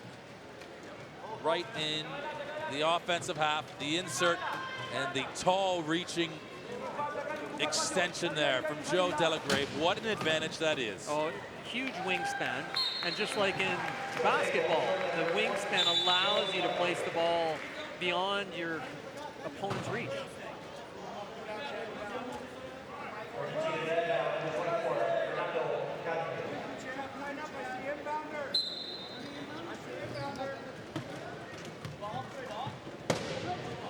Great insight into not only the noise that goes on the field of play, but the communication going on amongst the players, and then equally coming in from the sidelines as well.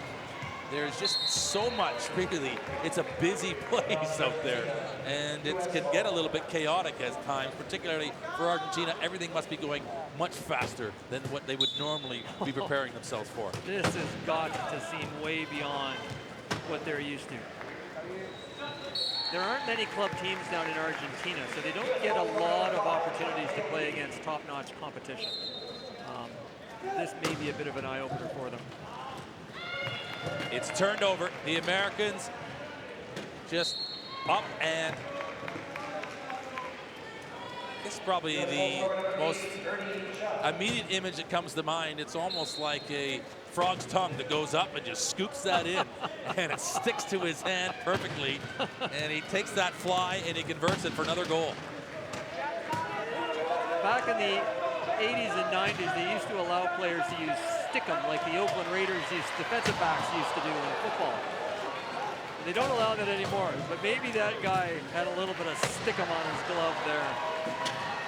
There is enough sticking it going on right now from the Americans into these Argentinian players. They still keep possession. Herrera looking for access, spinning, and he just gets pushed out.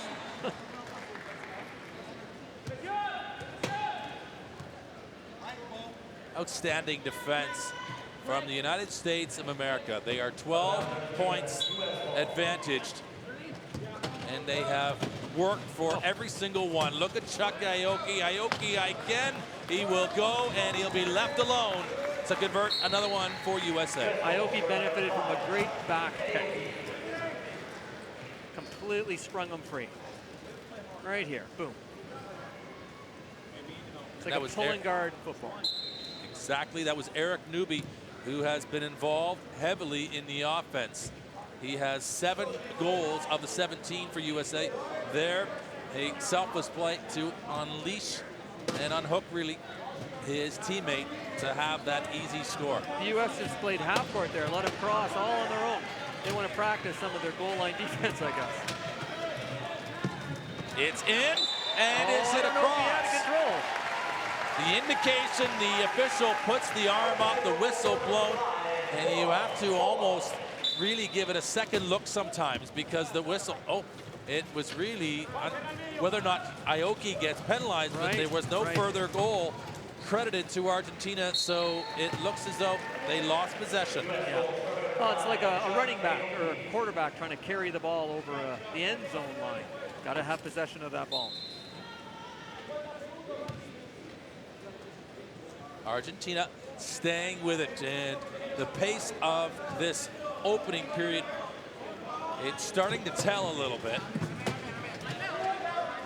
as it is difficult if you don't compete at this level often enough. It is such a request in order to maintain at this level of energy, excitement, and equally execution. Yeah, Argentina looks a little overwhelmed, but at the same time, doesn't seem to be lacking enthusiasm or toughness. This is pit lane right in the heart of the floor. Yeah, and just like a Formula One race. They got 1 minute now to make this change unless they have to substitute a player. And a first look coming on. Daniel Villegas, 43 years of age, so a little bit of veteran savvy. A few players for Argentina in their, well, more experienced years, we would say. Wily old veterans. Still going. What you're going to see here is the U.S. will try to take it down to a few seconds left on their shot clock so that the Argentinians get the ball back with only a few seconds left in the quarter. And then the Americans will get possession to start the second quarter. And whilst they all know it, listen to them in unison. Count it down.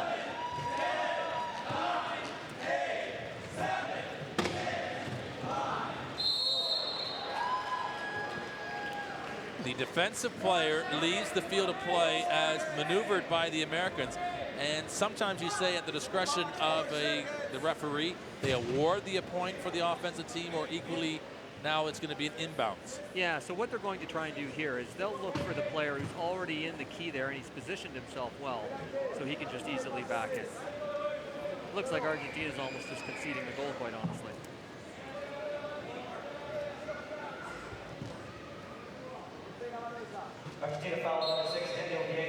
And that's the penalty, as you see the player for Daniel Villegas, who is in the penalty box. And once the score is tallied, he is released back onto the floor. And that, the sound of the horn of the end of the first period of play. A very impressive performance from the United States of America, who are expected to perform well and to contend for the medals in Toronto 2015. These the Parapan American Games, and this the wheelchair rugby, and pretty much true to form in the first 8 minutes. Yeah, the United States is as good as advertised.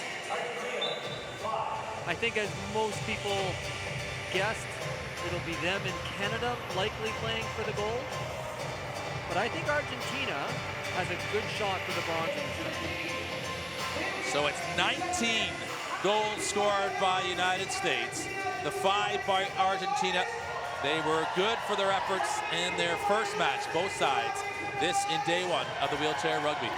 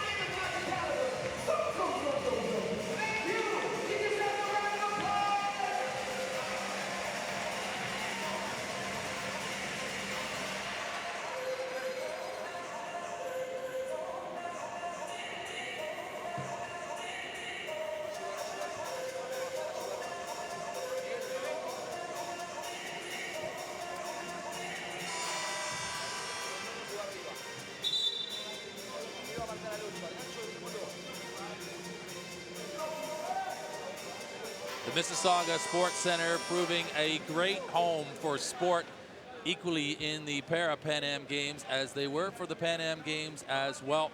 Argentina and USA in wheelchair rugby. Now about to start the second period of play. And the Americans are heavily advantaged at the moment, 19-5. Are back in a defensive alignment. Argentina in dark blue will play it in, and they'll take the opening possession of the second period. And the Mississauga Sports Center also hosting goal ball for athletes with visual impairments and powerlifting for athletes with mobility impairments. This a battle, and well taken from Argentina. They come straight out. Daniel Villegas, 43 years of age, takes them. He does, and that's a great placement of the pass, but equally just to be as direct and to utilize really limited time to come out and score.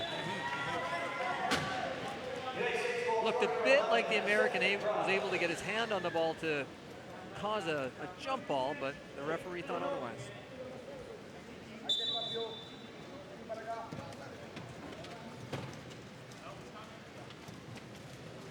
Argentina working and just powering their way into a channel here.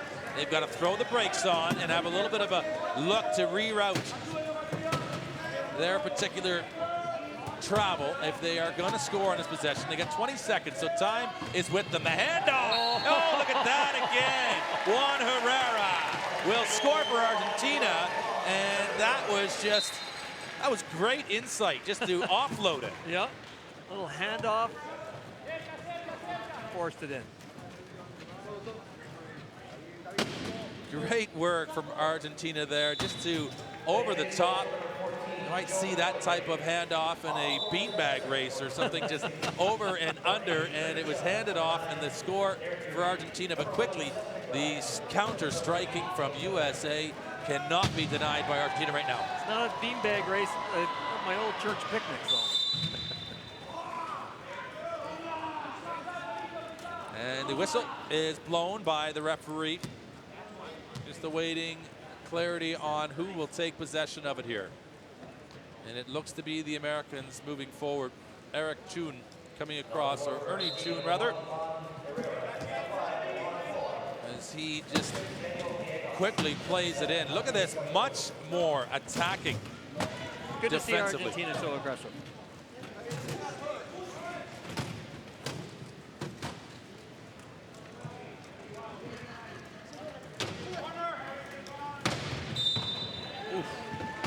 They score again to USA, and it sounds like fireworks going off all over the field of play as just one after another.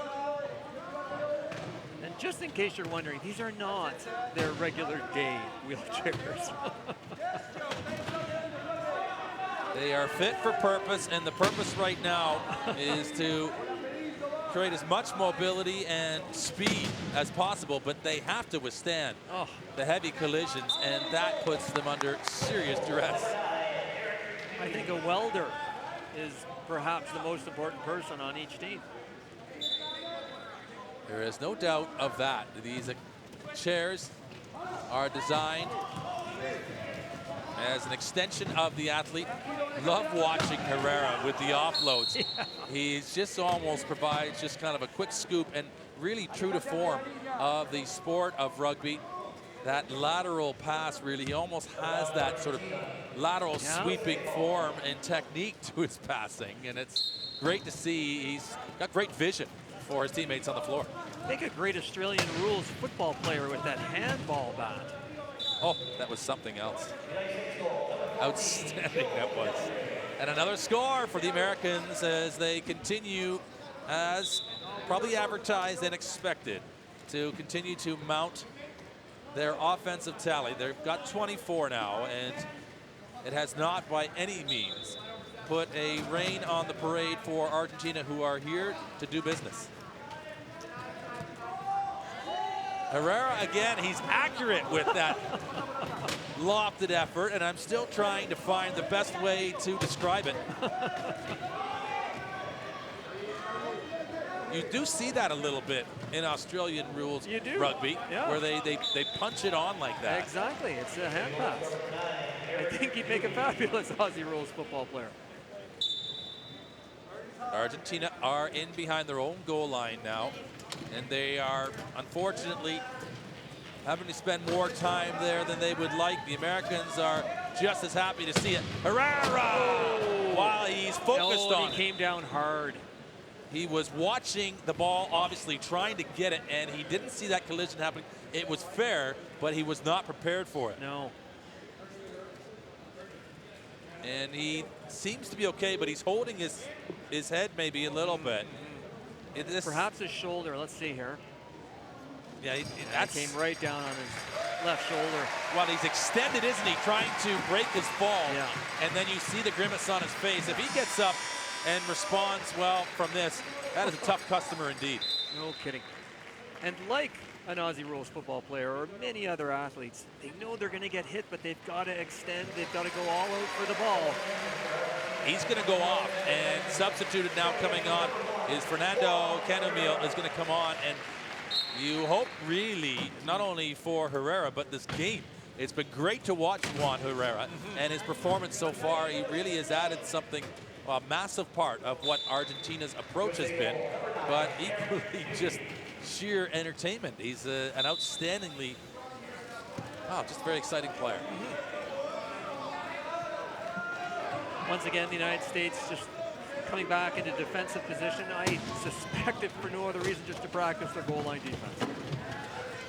They're there, but they are unable to prevent that breach.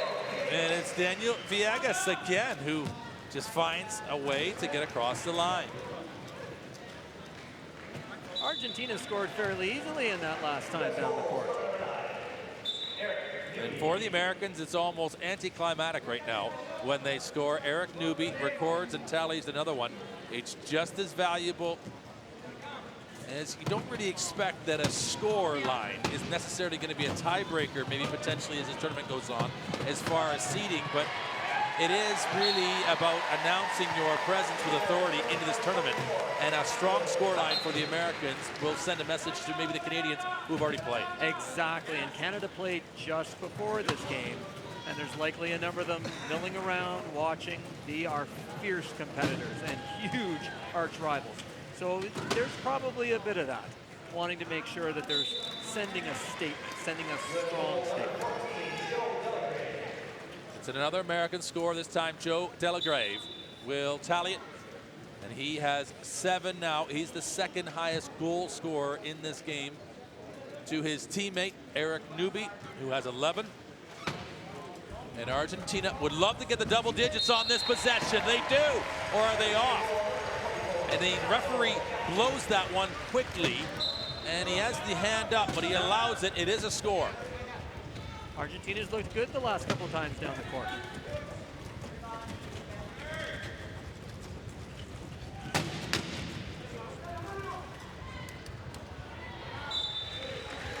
And you hear the rumble of these wheels, and these players make their way down the field of play, and it does sound like they're making their way down train tracks. Really, just that train is a-coming, and they are always surging, both of these teams, back and forth, more obviously from the Americans, but Argentina are not relinquishing or relenting at all.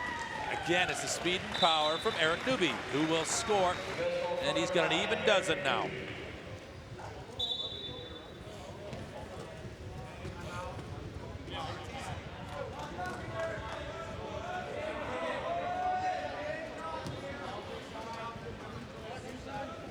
Three Argentinians are circling and waiting to see where is the best lane in which to attack. Oh, is he going to find a way to come late to the party? It's like a running back trying to pick his hole, her hole, as they come to the line of scrimmage. Sometimes those holes look bigger than they are, and then they close very quickly. Was he across the line, though, first, Villegas, before he got receipt of that ball? He is awarded it, and it's an 11th point. And maybe a little bit of leniency given there on that play, but two wheels have to cross with possession of the ball in order to be a legal goal. Exactly. And he was backing in. It doesn't matter if he backs in. No, it can be any two wheels, but you can't take one wheel in and then bring it out either. They have to both pass consecutively. The Americans taking a timeout. That's their first one, really. And they just use it as a chance just to make sure that they finish this first half of play as they will have intended. Agreed, and they don't have their starters in right now, so this is another opportunity just to balance, depth, make sure you get all your players some international experience. Our first look at Seth McBride, number 11. And Jason Brigier, he's out on the floor, number 7 for USA as well. And Josh Wheeler, now number 10, out there as well, getting some valuable playing time. Clayton Brackett, we've seen him already. He has scored. He has the ball. And he is getting enough blocking in front of him to make his way across the line. End to end.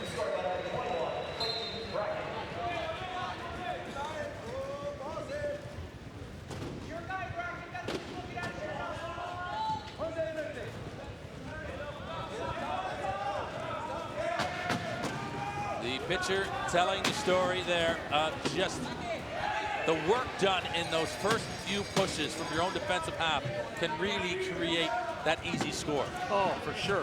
Well, it's that burst of acceleration.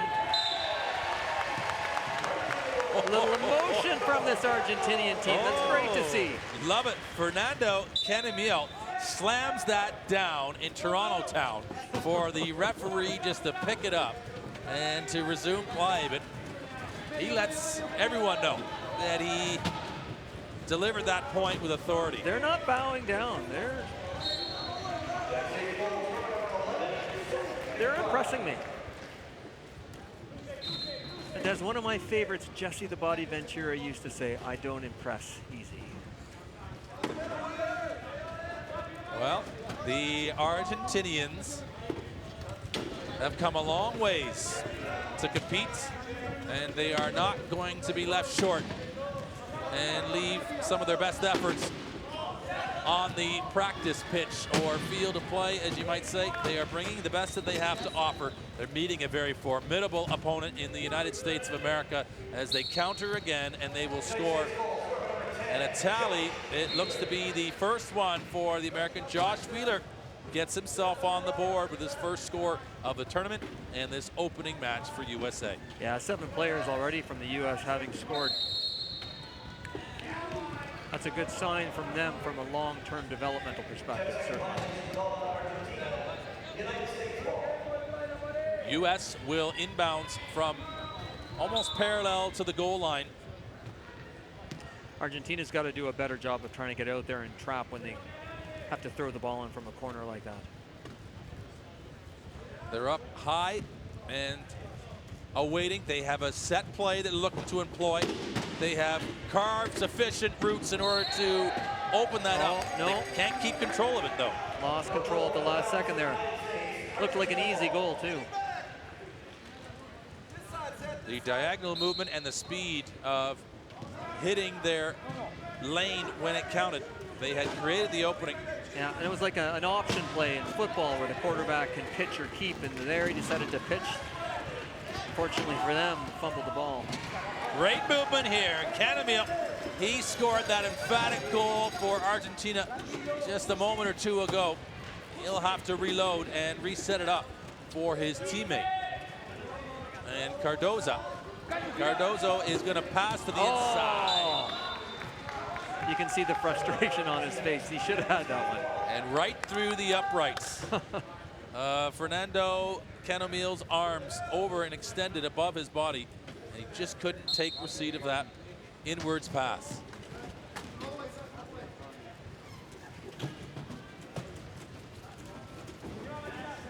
This from the American defensive half into the offensive half. Nice back pick. More for style points than anything else. Seth McBride